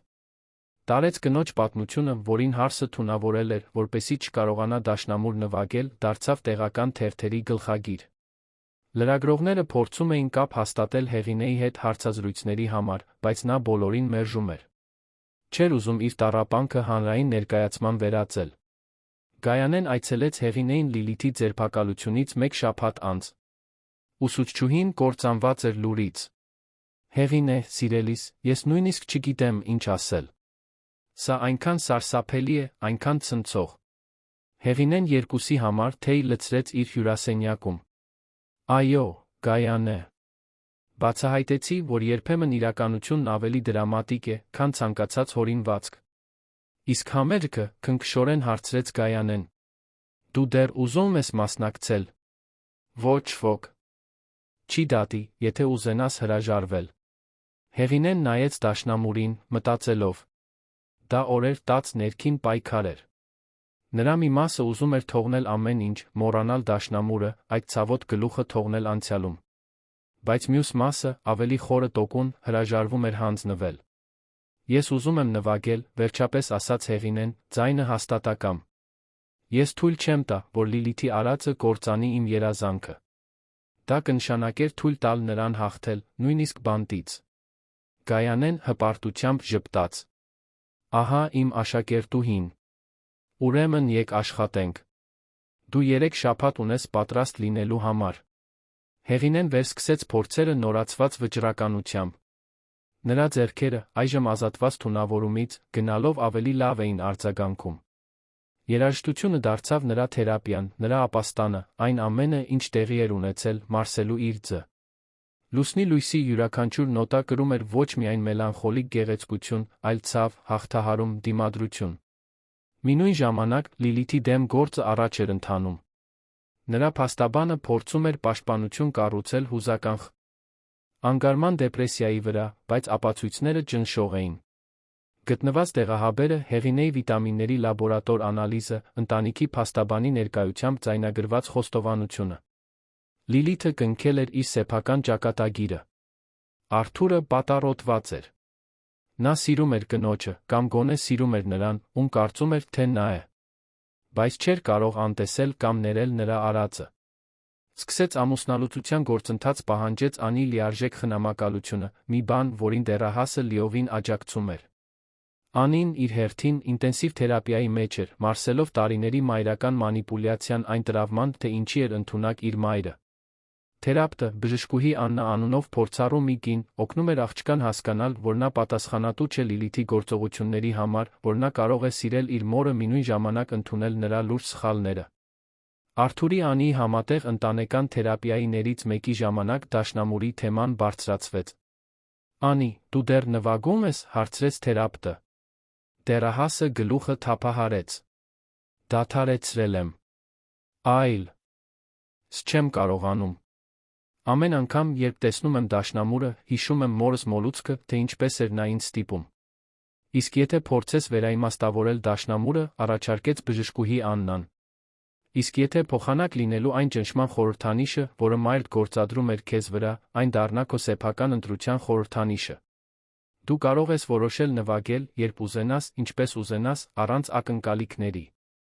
Կամ կարող ես որոշել այլս չնվագել, դա նույնպես վավեր կլինի։ Անին մտածեց այդ խոսքերի շուրջ։ Գուցե մի օր։ Բայց հիմա ոչ։ Արթուրն աջակցեց դստերը։ Դու պարտավոր չես անել ոչինչ, ինչ չես ուզում, Անի։ Երբեք այլս։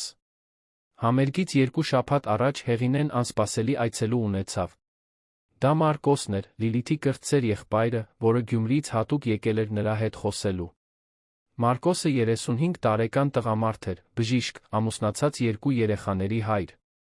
Ի տարբերություն քրոջ, նա հավասարակշռված կարեկից էր։ Տիկին Հեղինե, գիտեմ, որ ոչինչ խնդրելու իրավունք չունեմ, բայց կարող եմ մի քանի րոպե խոսել ձեզ հետ։ Հեղինեն, սկզբու մտատանվելով, համաձայնեց։ Նրանք նստեցին տան պատշգամբում, որը նայում էր խնամված այգուն։ Ուզում եմ ներողություն խնդրել իմ ընտանիքի անունից, սկսեց Մարկոսը։ Այն, ինչ արել է քույրս, աններելի է։ Ծնողներս կործանված են։ Մենք բոլորս ենք։ Լիլիթը միշտ խնդիրներ է ունեցել, միշտ մրցակցող անվստահ է եղել, բայց երբեք չէինք պատկերացնի, որ կհասնի սրան։ Հեղինեն լուռ լսում էր, թույլ տալով երիտասարդին խոսել։ Ես երեկ այցելեցի նրան բանտում, շարունակեց Մարկոսը։ Նա փոխվել է։ Կարծում եմ, վերջապես հասկանում է իր արածի լրջությունը։ Ես չեմ խնդրում, որ դուք ներեք նրան։ Պարզապես ուզում էի, որ իմանաք, որ նա չի ներկայացնում մեզ բոլորիս։ Եվ որ եթե կա որևէ բան, որ մենք կարող ենք անել նրա պատճառած տառապանքը մեղմելու համար, խնդրում եմ տեղյակ պահեք մեզ։ Հեղինեն հուզմունքի ալիք զգաց։ Մարկոս, ես գնահատում եմ ձեր խոսքերը։ Եվ չեմ մեղադրում ձեզ կամ ձեր ընտանիքին։ Յուրաքանչյուրը պատասխանատու է իր սեփական գործողությունների համար։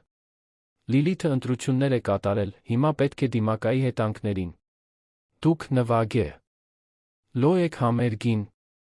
Այո, համոզվածությամբ պատասխանեց Հեղինեն։ Ես կնվագեմ այն երազանքի համար, որը միշտ ունեցել եմ։ Կնվագեմ այն 8-ամյա աղջկա համար, որը սիրահարվել էր դաշնամուրին։ Եվ կնվագեմ ապացուցելու համար, որ ոչ ոք չի կարող մեզնից խլել այն, ինչն իսկապես կարոր է, եթե մենք չթույլատրենք։ Մարկոսը հարգանքով ժպտաց։ Դուք անհավանական կին եք։ Անին բախտավոր է, որ ձեզ նման տատիկ ունի։ Մարկոսի հեռանալուց հետո Հեղինեն զգաց, որ ինչ-որ բան փոխվում է իր ներսում։ Զայրույթն ու վիրավորանքը, որ կրում էր, սկսեցին վերածվել այլ բանի։ Դա ներում չէր, դեռ ոչ։ Բայց դա այն հասկացողությունն էր, որ Լիլիթը խորապես խանգարված անձնավորություն էր, որ նրա գործողությունները բխում էին ցավի անարժեքության զգացումից։ Վերջին փորձերը ինտենսիվ էին։ Գայանեն աշխատում էր Հեղինեի հետ ոչ միայն տեխնիկայի, այլ բեմական ներկայության, երաժշտության հետ հուզական կապի վրա։ Դու ոչ միայն նոտաներ ես նվագում, Հեղինե։ Դու քո պատմությունն ես պատմում։ Մի կնոջ պատմություն, որն ամբողջ կյանքը սпасել է այս պահին, թույլ չի տվել ոչնչի լցանել այն։ Հեղինեն օրական ժամերով պարապում էր, երբեմն Անիի ուղեկցությամբ, որը պարզապես նստում էր հյուրասենյակում լսում։ Երաժշտությունը կամուրջ էր ստեղծում նրանց միջ, համատեղ բուժման տարածք։ Արթուրը նույնպես մխիթարություն էր գտնում հյուրասենյակից հնչող մեղեդիներում։ Գրասենյակում հոգնեցուցիչ օրերից բաժանման մանրամասները կարգավորելու համար բանտ կատարած ցավոտ այցելություններից հետո նա վերադառնում էր տուն նստում աստիճաններին, լսելով մոր նվագը։ Երաժշտությունը նրան հիշեցնում էր, որ գեղեցկությունը դեռ կարող է գոյություն ունենալ նույնիսկ կործանման մեջ։ Համերգից 1 շաբաթ առաջ Նունեն Հեղինեի տանը փոքրիկ ընթրիք կազմակերպեց մի քանի հին ընկերուհիների հետ։ Դա նորմալությունը վերադարձնելու, Հեղինեին հիշեցնելու փորձ էր, որ նա ունի աջակցության ցանց, անմիջական ընտանիքից դուրս։ Կանայք, բոլորը 70 անց, կիսվեցին իրենց սեփական կյանքի պատմություններով, իրենց հետաձգված երազանքներով, իրենց հաղթահարումներով։ Հեղինեն հասկացավ, որ մենակ չէ։ Այդ կանանցից յուրաքանչյուրը կրում էր անտեսանելի սպիներ, որ ճակատամարտեր, որոնք նրանք մղել էին։ Գիտես, Հեղինե, ասաց Սեդան ընկերուհիներից մեկը, 73 տարեկան նախկին համալսարանի դասախոս, այն, ինչ դու անում ես, շատ ավելին է, քան դաշնամուր նվագելը։ Դու ցույց ես տալիս, որ երբեք ուշ չէ նորից սկսելու համար։ Որ տառապանքը պարտադիր չէ, որ որոշի, թե ով ենք մենք։ Այդ խոսքերը մնացին Հեղինեի հետ։ Նա ավելին էր անում, քան անձնական երազանք իրականացնելը։ Նա դառնում էր դիմադրության տոկունության խորհրդանիշ, հատկապես իր սերնդի կանանց համար, որոնք այդքան հաճախ ստիպված էին եղել իրենց ցանկությունները երկրորդ պլան մղել։ Համերգից 3 օր առաջ Հեղինեն նամակ ստացավ։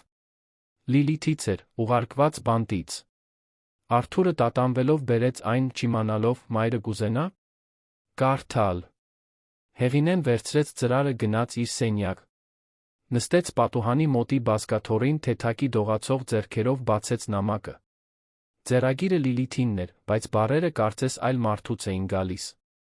Հեղինե, սկսվում էր նամակը, ես չեմ ակնկալում, որ դու կարդաս սա։ Չեմ ակնկալում, որ դու ինձ կներես։ Ես ներման արժանի չեմ։ Բայց պետք է մի քանի բան ասեմ, թեկուզ միայն դրանք իմ սրտից հանելու համար։ Ես նախանձում էի քեզ։ Ոչ միայն դաշնամուրի, այլ ամեն ինչի համար։ Այն ձի համար, որով Արթուրը քեզ անվերապահորեն սիրում է։ Այն բնական հեշտ հարաբերությունների համար, որ դու ունես Անիի հետ։ Այն խաղաղության համար, որը դու կարծես ունես ինքդ քեզ հետ։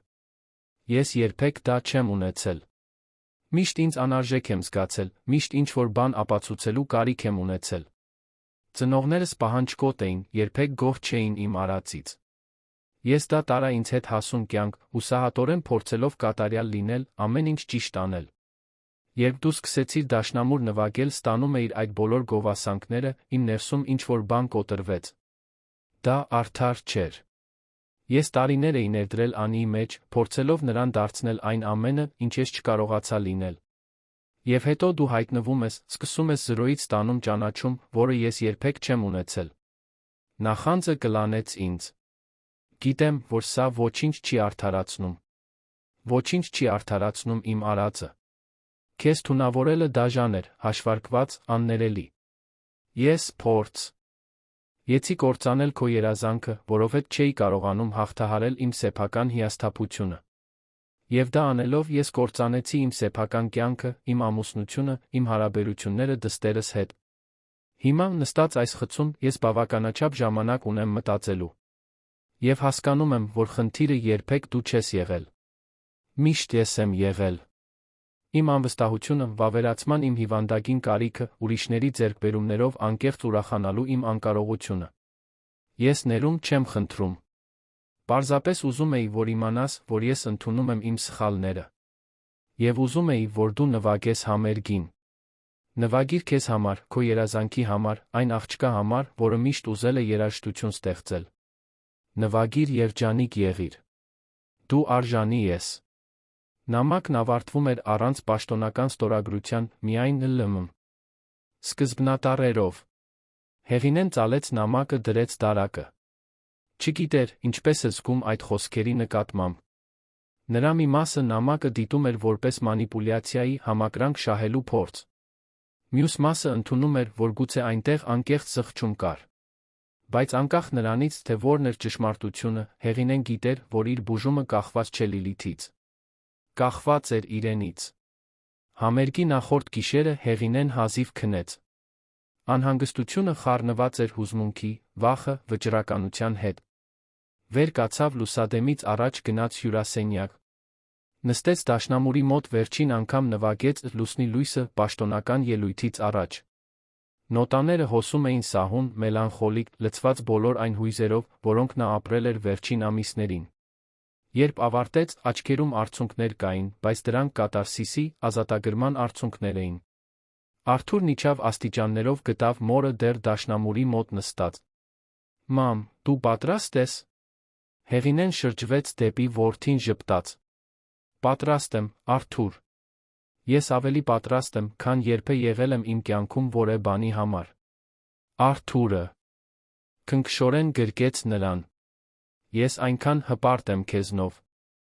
Միշտ եղել եմ, բայց հիմա էլ ավելի։ Դու սարսափելի բանը վերածեցիր գեղեցիկի։ Հեղինեն համբուրեց որդու ճակատը։ Մենք լավ կլինենք, Արթուր։ Մենք բոլորս։ Գուցե հիմա այդպես չի թվում, բայց կլինենք։ Անին մի քանի րոպե անց միացավ նրանց, դեռ գիշերազգեստով։ Տատիկ, ես այսօր երեկոյան առաջին շարքում եմ լինելու։ Քեզ համար երկրպագելու։ Գիտեմ, սիրելիս։ Եվ դա ամեն ինչ նշանակում է ինձ համար։ Օրն անցավ նախապատրաստությունների մեջ։ Հեղինեն ընտրեց մի էլեգանտ մուգ կապույտ զգեստ, որը հատուկ գնել էր այդ առիթի համար։ Մատնահարդարում արեց, մազերը հավաքեց ցածր, համեստ կոկոնի մեջ։ Երբ նայեց հայելու մեջ, տեսավ ոչ միայն 72-ամյա մի կնոջ, որը պատրաստվում է իրականացնել իր երազանքը, այլ վերապրողի, Մարտիկի։ Երեկոյան ժամը 5-ին ժամանակն էր գնալ կամերային երաժշտության տուն։ Արթուրը վարում էր, Հեղինեն, ուղորի նստատեղին, Անին հետում։ Թատրոնը գտնվում էր քաղաքի կենտրոնում, պատմական, վեհաշուկ ճարտարապետությամբ շենք։ Հասնելուն պես Հեղինեն զգաց, որ սիրտը արագանո է։ Մյուս ելույթ ունեցողներն արդեն այնտեղ էին, բոլորը տարբեր տարիքի մեծահասակներ, որոնք, ինչպես նա, որոշել էին հետամուտ լինել ուշացած երաժշտական երազանքներին։ Գայանեն բոլորին դիմավորում էր ջերմ գրկախառնություններով, նրա խանդավառությունը վարակիչ էր։ Հեղինե, սիրելիս, դու հիասքանչ տեսք ունես, ասաց Գայանեն։ Եվ հանգիստ ես։ Զարմանալիորեն, այո, պատասխանեց Հեղինեն։ Կարծում եմ, վերջերս ավելի վատ բաների միջով եմ անցել։ Դաշնամուր նվագելը համեմատաբար այնքան էլ սարսափելի չի թվում։ Գայանեն ծիծաղեց։ Դա ճիշտ տեսակետ է։ Հիմա արի, մի արագ տաքացում անենք կուլիսներում։ Համերգի սկսվելուց կես ժամ առաջ թատրոնը սկսեց լցվել։ Արթուրն ու Անին նստեցին առաջին շարքում, ինչպես խոստացել էին։ Նունեն այնտեղ էր, իր մյուս ընկերուհիների հետ։ Նույնիսկ Մարկոսը, Լիլիթի եղբայրը, հայտնվեց, համեստորեն նստելով հետի շարքերում։ Կամերային երաժշտության տունը լեփ-լեցուն էր, երբ լույսերն անջատվեցին։ Հարգալից լռություն տիրեց գրեթե 300 հոգանոց հանդիսատեսի շրջանում։ Գայանեն բարձրացավ բեմ, համերգի բացումն անե։ Լու բացատրելով այդ ամենամյա միջոցառման նպատակը, որը փառաբանում էր մեծահասակներին, ովքեր որոշել էին հետամուտ լինել երաժշտական երազանքներին, անկախ տարիքից։ Այս գիշեր, սկսեց Գայանեն հուզված ձայնով, մենք ականատես կլինենք քաջության։ Ուշ սկսելու քաջության։ Անկատար լինելու քաջության։ Բացվելու արվեստով կիսվելու քաջության։ Յուրաքանչյուր մարդ, ով կբարձրանա այս բեմ, ունի յուրահատուկ պատմություն, յուրաքանչյուր նոտա, որ նրանք կնվագեն, կլինի անձնական հաղթանակ։ Հանդիսատեսը ջերմորեն ծափահարեց։ Արթուրը սեղմեց Անի ձեռքը, երկուսն էլ իմանալով, որ երբ գա Հեղինեի հերթը, նրանք ականատես կլինեն շատ ավելին, քան երաժշտական ելույթը։ Նրանք կտեսնեն դիմադրության հռչակագիր։ Առաջին ելույթ ունեցողները մեկ առ մեկ բարձրացան բեմ։ 80-ամյա մի պարոն դողացող, բայց վճռական մատներով նվագեց Շոպենի վալս։ 50-ամյա մի կին, ընկերության ղեկավար, ներկայացրեց մի ժամանակակից ստեղծագործություն, որն ինքն էր հորինել։ Թոշակառու մի զույգ 4 ձեռքով նվագեց Մոցարտի սոնատ, նրանց տարիների համագործակցությունը ակնհայտ էր կատարի։ Ալ համաժամանակեցման մեջ։ Յուրաքանչյուր ելույթ դիմավորվում էր խանդավառ ծափահարություններով։ Այնտեղ դատողություն չկար, միայն տոնակատարություն։ Դա անվտանգ տարածք էր, որտեղ տեխնիկական կատարելությունը ավելի քիչ էր կարևոր, քան հուզական անկեղծությունը։ Վերջապես, 10-րդ ելույթից հետո Գայանեն վերադարձավ բեմ արեց այն հայտարարությունը, որին սպասում էին Արթուրն ու Անին։ Մեր հաջորդ ելույթ ունեցողը Հեղինե Սիլվանը։ 72 տարեկանում Հեղինեն սկսել է իր դաշնամուրի դասերը ընդամենը 3 տարի առաջ։ Նա կնվագի Կլոդ Դեբյուսիի «Լուսնի լույսը»։ Հեղինեն վեր կացավ կուլիսներից, ոտքերը թեթակի դողում էին։ Գայանեն դիմավորեց նրան բեմեզրին բռնեց նրա ձեռքերը։ Դու կկարողանաս։ Շնչիր։ Կապվիր երաժշտության հետ։ Մնացածը բնականon կգա։ Հեղինեն գլխով արեց քայլեց դեպի բեմ։ Ռոյալը սպասում էր կենտրոնում, լուսավորված փափուկ լույսի շողով։ Հանդիսատեսը մութ ուրվագծերի զանգված էր, մթության մեջ անտարբերելի դեմքերով։ Բայց Հեղինեն գիտեր, որ Արթուրն ու Անին այնտեղ են, դա բավական էր։ Նստեց դաշնամուրի աթոռին, ուղղեց կեցվածքը, ձեռքերը դրեց ստեղների վրա։ Մի պահ ամեն ինչ անհետացավ։ Չկար հանդիսատես, չկար թատրոն, չկար վերջին ամիսների ծանրությունը։ Կային միայն ինքը գործիքը, պատրաստ երաժշտության միջոցով պատմություն պատմելու։ Լուսնի լույսի առաջին նոտաները արձագանքեցին թատրոնում։ Սահուն, նուրբ, ինչպես անձրի կաթիլներ, որոնք ընկնում են հանգիստ լճի մեջ։ Հեղինեն փակեց աչքերը, թույլ տվեց իրեն տարվել։ Նրա մատները շարժվում էին ստեղների վրայով մի թեթությամբ, որը նա երբեք չէր զգացել։ Նա չէր մտածում տեխնիկայի, կեցվածքի, ոչ մի բանի մասին, ինչ Գայանեն սովորեցրել էր։ Նա պարզապես զգում էր։ Երաժշտությունը հոսում էր նրանից, կարծես միշտ այնտեղ է եղել, սպասելով ազատագրվելու։ Յուրաքանչյուր նոտա հիշողություններ էր կրում։ 8-ամյա աղջիկը, որը դիտում էր այդ ելույթը եկեղեցում։ Երիտասարդ ուսուցչուհին, որը լուռ պահում էր երազանքը։ Այրին, որը վերջապես ժամանակ ուներ իր համար։ Նվիրված աշակերտուհին, որը ուրախություն էր գտնում յուրաքանչյուր յուրացված գամմայում։ Թունավորման զոհը, որը պայքարում էր իր երազանքը կենդանի պահելու համար։ Վերապրողը, որը որոշեց թույլ չտալ իրեն կործանվել։ Արցունքները հոսում էին Հեղինեի դեմքով, մինչ նա նվագում էր, բայց նա չկանգնեց։ Երաժշտությունը կատարսիս էր, բուժում էր, ազատագրում էր։ Դա այն ամենն էր, ինչ նա պահել էր 72 տարի, վերջապես արտահայտություն գտնելով։ Հանդիսատեսի շարքերում Արթուրը բացահայտ լաց էր լինում։ Անին բռնել էր նրա թը, ինքն էլ արցունքոտ աչքերով։ Նունեն Հեղինեի մյուս ընկերուհիները հուզված էին։ Նույնիսկ մարդիկ, ովքեր չէին ճանաչում Հեղինեին, ովքեր չգիտեին նրա պատմությունը, խորը բան էին զգում նրա նվագած երաժշտության մեջ։ Այդ ելույթում տրանսցենդենտալ որակ կար, մի բան, որը գերազանցում էր նոտաները։ Գայանեն, դիտելով կուլիսներից, ժպտում էր արցունքների միջով։ 40 տարի դաշնամուր դասավանդելու ընթացքում նա հարյուրավոր ելույթներ էր տեսել, բայց քչերն էին նրան այնքան խորը հուզել, որքան սա։ Հեղինեն ոչ միայն լավ էր նվագում։ Նա ճշմարտություն էր նվագում։ Ստեղծագործությունը հասավ իր հուզական գագաթնակետին։ Նոտաները դարձան ավելի ինտենսիվ, ավելի հրատապ, ինչպես ալիքներ, որոնք աճում են, նախքան ափին բախվելը։ Հեղինեն ամբողջությամբ ընկղմված էր, նրա մարմինը նրբորեն շարժվում էր երաժշտության հետ, նրա էության յուրաքանչյուր մանրաթել նվիրված էր այդ պահին։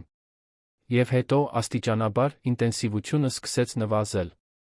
Նոտաները վերադարձան սկզբնական սահունությանը, ինչպես փոթորիկն անցնում է, հանգստությունը վերադառնում։ Վերջին ակորդները սավառնեցին թատրոնում, նուրբ, ինչպես թիթեռի թեր, մինչ վերջին նոտան լուծվեց լռության մեջ։ Հեղինեն ձեռքերը պահեց ստեղների վրաս մի քանի վայրկյան, աչքերը դեռ փակ, վայելելով պահը։ Նա արել էր դա։ Ամբողջ կյանք սպասելուց, ամիսներ տաց տառապանքից ու պայքարից հետո նա վերջապես իրականացրել էր իր երազանքը։ Դանդաղ բացեց աչքերը։ Մի պահ, որը հավերժություն թվաց, թատրոնը մնաց բացարձակ լռության մեջ։ Հեղինեն խուճապի պահ զգաց։ Միթե այդքան վատ էր նվագել։ Միթե մարդիկ անհարմար էին զգում։ Եվ հետո, ինչպես բախվող ալիք, հանդիսատեսը պայթեց ծափահարություններով։ Դա ոչ միայն ճանաչման քաղաքավարի ծափահարություն էր։ Դա ոտնկայս, որոտալից, հուզված օվացիա էր։ Մարդիկ բղավում է։ Ինդ բրավո, սուլում, ոտքերով հարվածում։ Ամբողջ թատրոնը ոտքի էր կանգնել, տոնելով ոչ միայն երաժշտական ելույթ, այլ հաղթահարման քաջության պատմություն։ Հեղինեն վեր կացավ դաշնամուրից, ոտքերը գրեթե դավաճանում էին։ Դողացող խոնարհում արեց, արցունքներն այժմ ազատ հոսում էին։ Նայեց առաջին շարքին, տեսավ Արթուրին ու Անիին, որոնք եռանդով ծափահարում էին, նրանց դեմքերը փայլում էին հպարտությունից ու սիրուց։ Գայանեն բարձրացավ, բեմ երկար գրկեց Հեղինեին։ Հանդիսատեսը շարունակում էր ծափահարել։ Երբ վերջապես ծափահարությունները սկսեցին մարել, Գայանեն վերցրեց խոսափողը։ Տիկնայք պարոնայք, ասաց նա հուզված ձայնով, մենք հենց նոր ականատես եղանք շատ յուրահատուկ բանի։ Հեղինեն այս գիշեր ոչ միայն դաշնամուր նվագեց։ Նա մեզ ցույց տվեց, թե ինչ է նշանակում երբեք չհանձնվել երազանքից։ Նա մեզ հիշեցրեց, որ մենք ավելի ուժեղ ենք, քան պատկերացնում ենք։ որ խոչընդոտները որքան էլ մեծ լինեն, պարտադիր չէ, որ որոշեն մեզ։ Հեղինե, շնորհակալություն քո երաժշտությամբ հոգով մեզ հետ կիսվելու համար։ Հանդիսատեսը նորից ծափահարեց։ Հեղինեն դեռ բեմում նայեց այդ բոլոր մարդկանց զգաց, որ ինչ-որ բան բացվում է իր կրծքում։ Դա ոչ միայն անձնական իրականացում էր։ Դա մարդկային կապ էր։ Դա այն հաստատումն էր, որ իր ճանապարհը, իր տառապանքը, իր հաղթանակը ինչ-որ բան էին նշանակում իրենից անդին։ Երբ վերջապես իջավ բեմից, նրան դիմավորեցին մյուս ելույթ ունեցողների ջերմ գրկախառնությունները։ Բոլորը ուզում էին շնորհավորել նրան, կիսվել, թե ինչպես էր իր ելույթը հուզել իրենց։ Հեղինեն շնորհակալություն էր հայտնում յուրաքանչյուր խոսքի, յուրաքանչյուր ժեստի համար, իրեն զգալով սիրո աջակցության ալիքով պարուրված։ Համերգից հետո թատրոնի նախասրահում փոքրիկ հյուրասիրություն կար։ Արթուրն ու Անին անմիջապես գտան Հեղինեին։ Արթուրն այնքան ուժեղ գրկեց մորը, որ քիչ մնաց գցեր նրան։ Մամ, դու անհավանական էիր։ Կատարյալ։ Ես բառեր չունեմ։ Անին հաջորդը գրկեց տատիկին։ Տատիկ, ես երբեք սա չեմ մոռանա։ Դա ամենագեղեցիկ բանն էր, որ երբեք տեսել եմ։ Դու ինձ սովորեցրիր, որ արժե պայքարել մեր երազանքների համար։ Հեղինեն համբուրեց թոռնուհու ճակատը։ Իսկ դու, սիրելիս, դեռ կբացահայտես քո սեփական երազանքները։ Եվ երբ բացահայտես, ես այստեղ կլինեմ քեզ աջակցելու, առանց ճնշումների, առանց ակնկալիքների։ Միայն սեր։ Նունեն մոտեցավ մյուս ընկերուհիների հետ, բոլորը միաժամանակ խոսում էին, թե որքան հուզիչ էր ելույթը, թե ինչպիսի ոգեշնչում էր Հեղինեն։ Մարդիկ, որոնց Հեղինեն չէր ճանաչում, մոտենում էին շնորհավորելու, ոմանք կիսվում էին իրենց սեփական հետաձգված երազանքների պատմություններով, մյուսները պարզապես շնորհակալություն էին հայտնում նրա նվագը տեսնելու համար։ Նախասրահի ավելի համեստ մի անկյունում Մարկոսը, Լիլիթի եղբայրը, սպասում էր իր հերթին։ Երբ վերջապես կարողացավ խոսել Հեղինեի հետ, նրա խոսքերը պարզ էին, բայց անկեղծ։ Տիկին Հեղինե, մեծ պատիվ էր այս գիշեր այստեղ լինելը։ Դուք ցավը վերածեցիք գեղեցկության։ Դա այն է, ինչ անում են լավագույն արվեստագետները։ Հեղինեն սեղմեց երիտասարդի ձեռքը։ Շնորհակալ եմ գալու համար, Մարկոս։ Եվ ասեք ձեր քրոջը, եթե ուզում եք, որ ես նվագեցի, որ իրականացրի իմ երազանքը։ Եվ որ հույս ունեմ, որ նա մի օր նույնպես խաղաղություն կգտնի։ Մարկոսը ուզված գլխով արեց համեստորեն հեռացավ։ Հյուրասիրությունը տեց ավելի քան 1 ժամ։ Երբ վերջապես ավարտեցին վերադարձան մեքենա, Հեղինեն հոգնած էր, բայց պայծառ։ Տուն վերադառնալու ճանապարհին նա նայեց Երանի լուսավորված քաղաքի պատուհանից, մտածեց այն ամենի մասին, ինչ ապրել էր վերջին ամիսներին։ Դա դաժան ճանապարհորդություն էր, այո։ Նա բախվել էր դավաճանության, թունավորման, իր երազանքի գրեթե կործանման հետ։ Բայց նա բացահայտել էր ուժեր, որոնց մասին չգիտեր։ Նա խորացրել էր իր հարաբերությունները որդու թոռնուհու հետ։ Նա դարձել էր դիմադրության խորհրդանիշ ոչ միայն իր, այլ բոլորի համար, ովքեր ճանաչում էին իրեն։ Համերգից հետո օրերին Հեղինեն տասնյակ հաղորդագրություններ ստացավ մարդկանցից, ովքեր ներկա էին եղել կամ լսել էին ելույթի մասին։ Ոմանք ծանոթներից էին, մյուսները բոլորովին անծանոթներից։ Բոլորը կիսվում էին, թե ինչպես էր իր պատմությունը ոգեշնչել իրենց հետամուտ լինել իրենց սեփական մոռացված երազանքներին։ Մի հաղորդագրություն հատկապես խորը հուզեց Հեղինեին։ Դա 60-ամյա մի կնոջից էր, որը գրել էր. Տիկին Հեղինե, ես դիտեցի ձեր ելույթը։ 30 տարի պահարանում կիթառ եմ պահում, երազելով սովորել նվագել։ Երբեք սկսելու համարձակություն չեմ ունեցել։ Այսօր, ձեզնով ոգեշնչված, գրանցվեցի երաժշտության դասերի։ Շնորհակալություն ինձ ցույց տալու համար, որ երբեք ուշ չէ։ Հեղինեն քնքշորեն պատասխանեց յուրաքանչյուր հաղորդագրության, գիտակցելով, որ իր ճանապարհորդությունն ավելի մեծ էր դարձել, քան ինքը։ Լիլիթի դեմ գործը շարունակում էր իր իրավական ընթացքը։ Համերգից 3 ամիս անց տեղի ունեցավ դատավարությունը։ Երդվյալ ատենակալները լսեցին բոլոր ապացույցները, վկայությունները, երկու կողմերի պնդումները։ Պաշտպանությունը փորձեց փաստարկել մեղսունակության նվազում, հոգեկան խանգարման պատճառով, բայց փորձագետները եզրակացրին, որ Լիլիթը հստակ գիտեր, թե ինչ է անում, երբ թունավորում էր սկեսրոջը։ Հեղինեին կանչեցին ցուցմունք տալու։ Նա նստեց վկաների աթոռին, պատասխանեց բոլոր հարցերին ազնվությամբ, արժանապատվությամբ։ Երբ դատախազը հարցրեց, թե ինչպես է թունավորումն ազդել իր վրա, նա ասաց. «Գրեթե կործանեց իմ երազանքը։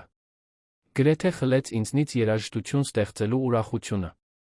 Բայց ես սովորեցի, որ մենք որոշվում ենք ոչ թե նրանով, թե ինչ է մեզ հետ պատահում, այլ նրանով, թե ինչպես ենք մենք արձագանքում դրան։ Եվ ես ընտրեցի արձագանքել դիմադրությամբ»։ Երբ պաշտպանության հերթն էր հարցաքննել Հեղինեին, Լիլիթի փաստաբանը հարցրեց. «Դուք կարող եք ներել իմ պաշտպանյալին»։ Հեղինեն երկար մտածեց. «Ներումը ճանապարհորդություն է, ոչ թե նպատակակետ։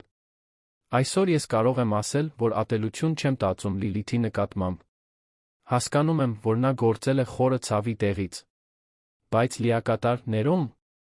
Գուցե մի օր։ Դեռ ոչ»։ Լիլիթը ներկա էր դատարանում, հագած պարզ հագուստ, դեմքն առանց դիմահարդարման, իրականից տարիներով մեծ տեսք ուներ։ Երբ նա նայեց Հեղինեին, նրա աչքերում մի բան կար, որը Հեղինեն մեկնաբանեց որպես անկեղծ զղջում։ Բայց որոշ գործողություններ հետանքներ են կրում, որոնք գերազանցում են զղջումը։ Երդվյալ ատենակալները խորհրդակցեցին 6 ժամ։ Երբ վերադարձան դատավճռով, դատարանում լարվածությունը շոշափելի էր։ Լիլիթը մեղավոր ճանաչվեց դիտավորյալ թունավորման մեջ։ Դատավորը, արտասանելով դատավճիռը, հստակ կտրուկ էր։ «Տիկին Լիլիթ», ասաց դատավորը, «ձեր գործողությունները հաշվարկված էին դաժան մղված մանր զգացմունքներով։ Դուք թունավորել եք ձեր սեփական ընտանիքի խոցելի անդամին, մեկին, ով վստահում էր ձեզ։ Փորձել եք կործանել տարեց կնոջ երազանքը մաքուրն։ Ախանձից։ Այս դատարանը չի կարող հանդուրժել նման գործողություններ։ Ես ձեզ դատապարտում եմ 4 տարվա ազատազրկման, սկզբնական փակ ռեժիմով, ինչպես նա տուժողին պատճառված վնասի փոխհատուցման»։ Արթուրը, նստած դատարանի հանդիսատեսի շարքերում, դեմքը թաղեց ձեռքերի մեջ։ Անին լուռ լաց եղավ։ Հեղինեն հանգիստ մնաց, իմանալով, որ արդարադատությունը հաստատվել է, նույնիսկ եթե դա բավարարվածություն չէր բերում, այլ միայն ավարտ։ Լիլիթին վերադարձրին բանտ։ Արթուրի ամուսնալուծությունը վերջնականացվեց շաբաթներ անց։ Նա ամբողջությամբ ստանձնեց Անիի խնամակալությունը, դանդաղ սկսեց վերակառուցել իր կյանքը։ Թերապիան օգնում էր նրան մարսել դավաճանությունը, հասկանալ այն նշանները, որոնք նա անտեսել էր, ներել ինքն իրեն իր կուրության համար։ Անին ծաղկեց հաջորդ ամիսներին։ Ազատվելով մայրական ճնշումից, նա նոր հետաքրքրություններ բացահայտեց։ Սկսեց պոեզիա գրել, մի բան, որ միշտ ուզել էր անել, բայց երբեք համարձակություն չէր ունեցել։ Նրա բանաստեղծությունների առաջին ժողովածուն, որը գրված էր տոկունության հաղթահարման մասին, նվիրված էր տատիկի։ Հեղինեն շարունակում էր իր դաշնամուրի դասերը Գայանեի հետ։ Հաջորդ տարի մասնակցեց 2 համերգի, ամեն անգամ նվագելով ավելի մեծ վստահությամբ խորությամբ։ Բայց բացի դրանից, նա սկսեց կամավորական նախագիծ։ Շաբաթը մեկ անգամ գնում էր Երանի ծերանոցներից մեկը, դաշնամուր էր նվագում այնտեղի բնակիչների համար։ Նրանցից շատերը, ինչպես նա, ամբողջ կյանքում հետաձգել էին երազանքները։ Հեղինեն նրանց ոգեշնչում էր երբեք չհանձնվել, ուրախություն գտնել նույնիսկ դժվարին հանգամանքներում։ Իր կյանքը փոխած համերգից 1 տարի անց Հեղինեն նստած էր իր հյուրասենյակում, անփութորեն նվագում էր, երբ Անին մտավ մի նորությամբ։ «Տատիկ, դու չես հավատա։ Հիշում ես այն կնոջը, որը քեզ հաղորդագրություն էր ուղարկել քո համերգից հետո։ Նա, ով սկսել էր կիթառ նվագել, քեզնով ոգեշնչված»։ «Հիշում եմ, այո», ասաց Հեղինեն, դադարեցնելով նվագը։ Նա համացանցում խումբ է ստեղծել մեծահասակների համար, ովքեր ուշ են սովորում գործիքներ նվագել։ Խումբն արդեն 1000-ից ավելի անդամ ունի։ Եվ նա ուզում է քեզ հրավիրել խմբի հետ խոսելու, քո պատմությամբ կիսվելու։ Հեղինեն ժպտաց։ «Ինչ գեղեցիկ բան։ Իհարկե, կխոսեմ»։ Եվ այսպես, առանց պլանավորելու, Հեղինեն դարձավ տասնյակ մարդկանց ոչ պաշտոնական մենթոր, ովքեր քաջություն էին փնտրում հետամուտ լինելու հետաձգված երազանքներին։ Նրա զրույցները առցանց խմբում միշտ լի էին գործնական իմաստությամբ, անկեղծ կարեկցանքով։ Նա չէր ռոմանտիկացնում ճանապարհորդությունը, չէր ձացնում, թե դա հեշտ է։ Բայց ցույց էր տալիս, որ դա հնարավոր է։ Արթուրը, հեռվից դիտելով մորը, հիանում էր նրա վերափոխմամբ։ «Մամ», ասաց նա մի հանգիստ կիրակի, «դու գիտես, որ ոգեշնչում ես շատ մարդկանց, այնպես չէ»։ Հեղինեն համեստորեն գլուխը թափահարեց։ «Ես պարզապես արեցի այն, ինչ պետք է անեի»։ Շարունակեցի պայքարել։ Ոչ, պնդեց Արթուրը։ Դու շատ ավելին արեցիր։ Դու քո ցավը վերածեցիր մի բանի, որն օգնում է ուրիշներին։ Դա արտասովոր է։ Հեղինեն գրկեց որդուն։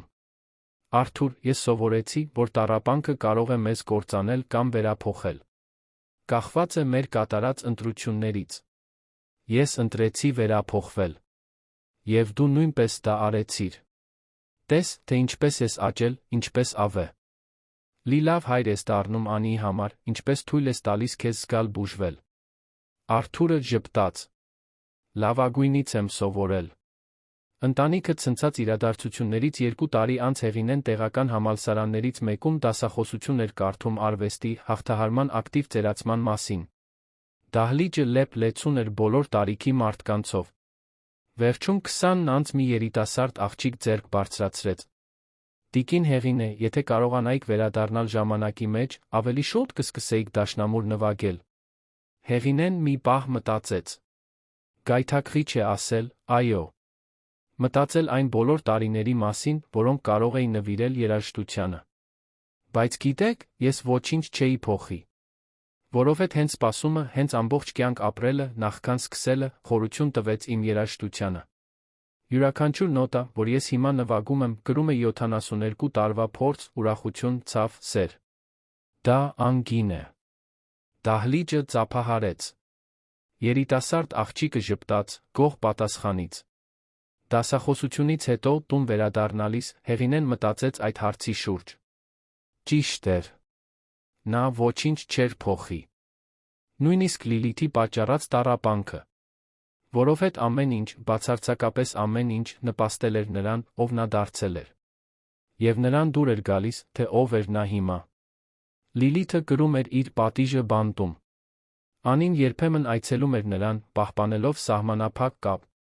Լիլիթը բանտում ինտենսիվ հոգեբուժական բուժում էր ստանում, ըստ զեկույցների, իրական առաջընթաց էր գրանցում իր խնդիրները հասկանալու դրանց վրա աշխատելու հարցում։ Արդյոք ապագայում ընտանեկան հաշտեցում կլիներ, ոչ ոք չգիտեր։ Բայց դուռը լիովին փակ չէր։ Հեղինեն, իր հերթին, խաղաղություն էր գտել։ Ոչ այնպիսի խաղաղություն, որը գալիս է խնդիրների բացակայությունից, այլ այն խորը խաղաղությունը, որը գալիս է ամենավատին դիմակայելուց վերապրելուց, իր երազանքը գրեթե կործանված տեսնելուց, այնուամենայնիվ իրականացնելուց, այն ուժը բացահայտելուց, որի մասին չգիտեր։ Այդ հիշարժան համերգից 3 տարի անց մի գարնանային առավոտ, ճիշտ այնպիսին, ինչպիսին այն օրն էր, երբ ամեն ինչ սկսվեց, Հեղինեն արթնացավ, գնաց հյուրասենյակ։ Նստեց դաշնամուրի մոտ, պարզապես երկար նայեց գործիքին։ Իդ հոյակապ ռոյալը, որը Արթուրը նվիրել էր իրեն, որը եղել էր այդքան դրամայի, այդքան գեղեցկության բեմ։ Ձեռքերը դրեց ստեղների վրա, այժմ լիովին բուժված, ավելի ուժեղ, ավելի հմուտ, քան երբե։ Եվ սկսեց նվագել։ Այս անգամ ոչ թե լուսնի լույսը, այլ մի նոր ստեղծագործություն, որ Գայանեն սովորեցրել էր։ Նոտաները լցրին տունը, քնքշորեն արթնացնելով Արթուրին ու Անիին։ Վերի հարկից նրանք լսեցին երաժշտությունը, ժպտացին։ Այդ ձայնն այժմ իրենց առավոտների սաունդթրեքն էր։ Տոկունության, հաղթահարման, ամեն ինչին հակառակ պահպանվող սիրո ձայնը։ Անին իջավ, նստեց բազմոցին, դիտելով տատիկի նվագը։ Տատիկ, հարցրեց նա, երբ Հեղինեն ավարտեց ստեղծագործությունը, դու երջանիկ ես։ Հեղինեն շրջվեց դեպի թոռնուհին, դեմքը լուսավորված առավոտյան լույսով, որը ներս էր լցվում պատուհաններից։ Այո, սիրելիս։ Անկեղծորեն երջանիկ եմ։ Ոչ թե որովհետև ամեն ինչ կատարյալ է, այլ որովհետև սովորեցի, որ երջանկությունը կատարյալ հանգամանքներից չի գալիս։ Այն գալիս է ներսից, դժվարությունների մեջ նույնիսկ գեղեցկություն գտնելու, շարունակել երազել։ Ու մեր ունակությունից, նույնիսկ երբ ամեն ինչ կորած է թվում։ Անին գրկեց տատիկին։ Երբ մեծանամ, ուզում եմ քեզ նման լինել։ Հեղինեն մեղմ ծիծաղեց։ Ոչ, աղջիկս։ Դու ավելի լավը կլինես։ Դու կլինես ինքդ քեզ, քո սեփական պատմությամբ, քո սեփական երազանքներով, քո սեփական ուժով։ Եվ ես այստեղ կլինեմ, դիտելու, թե ինչպես ես փայլում։ Եվ այսպես, Երանի այդ տանը, կենտրոն թաղամասում, կյանքը շարունակվեց։ Նշանավորված սպիներով, այո, բայց նա բուժմամբ։ Կորուստներով, բայց նա բացահայտումներով։ տառապանքով, բայց նախ խորը ուրախությամբ։ Հեղինեն շարունակում էր դաշնամուր նվագել, դասախոսություններ կարդալ, ոգեշնչել մարդկանց։ Արթուրը վերակառուցեց իր կյանքը, սովորելով նորից վստահել, ավելի գիտակցված սիրել։ Անին ծաղկեց իր դեռահասության, ապա հասուն կյանքում միշտ իր հետ կրելով տատիկից սովորած տոկունության դասերը։ Եվ դաշնամուրը, այն հոյակապ գործիքը, որը եղել էր այդքան ցավի, այդքան գեղեցկության կատալիզատոր, շարունակում էր հնչել տանը։ Յուրաքանչյուր նոտա, հիշեցում, որ մենք ընդունակ ենք շատ ավելիին, քան պատկերացնում ենք։ Յուրաքանչյուր ակորդ, մարդկային ուժի տոնակատարություն։ Յուրաքանչյուր մեղեդի ապացույց, որ երազանքները, անկախ նրանից, թե որքան ուշացած, միշտ արժե հետամուտ լինել։ Որովհետև, ի վերջո, մենք որոշվում ենք ոչ թե նրանով, թե ինչ է մեզ հետ պատահում։ Մենք որոշվում ենք նրանով, թե ինչպես ենք ընտրում արձագանքել։ Եվ Հեղինեն, այն 72-ամյա տարեց կինը, որի երազանքը գրեթե կործանվել էր, ընտրեց արձագանքել երաժշտությամբ, քաջությամբ, կոտրվելուց բացարձակ հրաժարումով։ Եվ այդ ընտրությունը փոխեց ամեն ինչ։ Պատմության ավարտը։ Սիրելի ունկնդիրներ, հուսով ենք, որ Հեղինեի պատմությունը հուզեց ձեր սրտերը։ Եթե դուք հուզվեցիք այս անհավանական կնոջ հաղթահարման ճանապարհով, դրեք ձեր հավանումը, բաժանորդագրվեք ալիքին մեկնաբանություններում պատմեք, թե ինչն է ձեզ ամենաշատը տպավորել այս պատմության մեջ։ Ամեն օր մենք ներկայացնում ենք այսպիսի ինտենսիվ պատմություններ, որոնք բացահայտում են մարդկային հոգու ամենախորը կողմերը, հիշեցնում մեզ, որ մենք ավելի ուժեղ ենք, քան պատկերացնում ենք։ Սպասում ենք ձեզ հաջորդ թողարկմանը։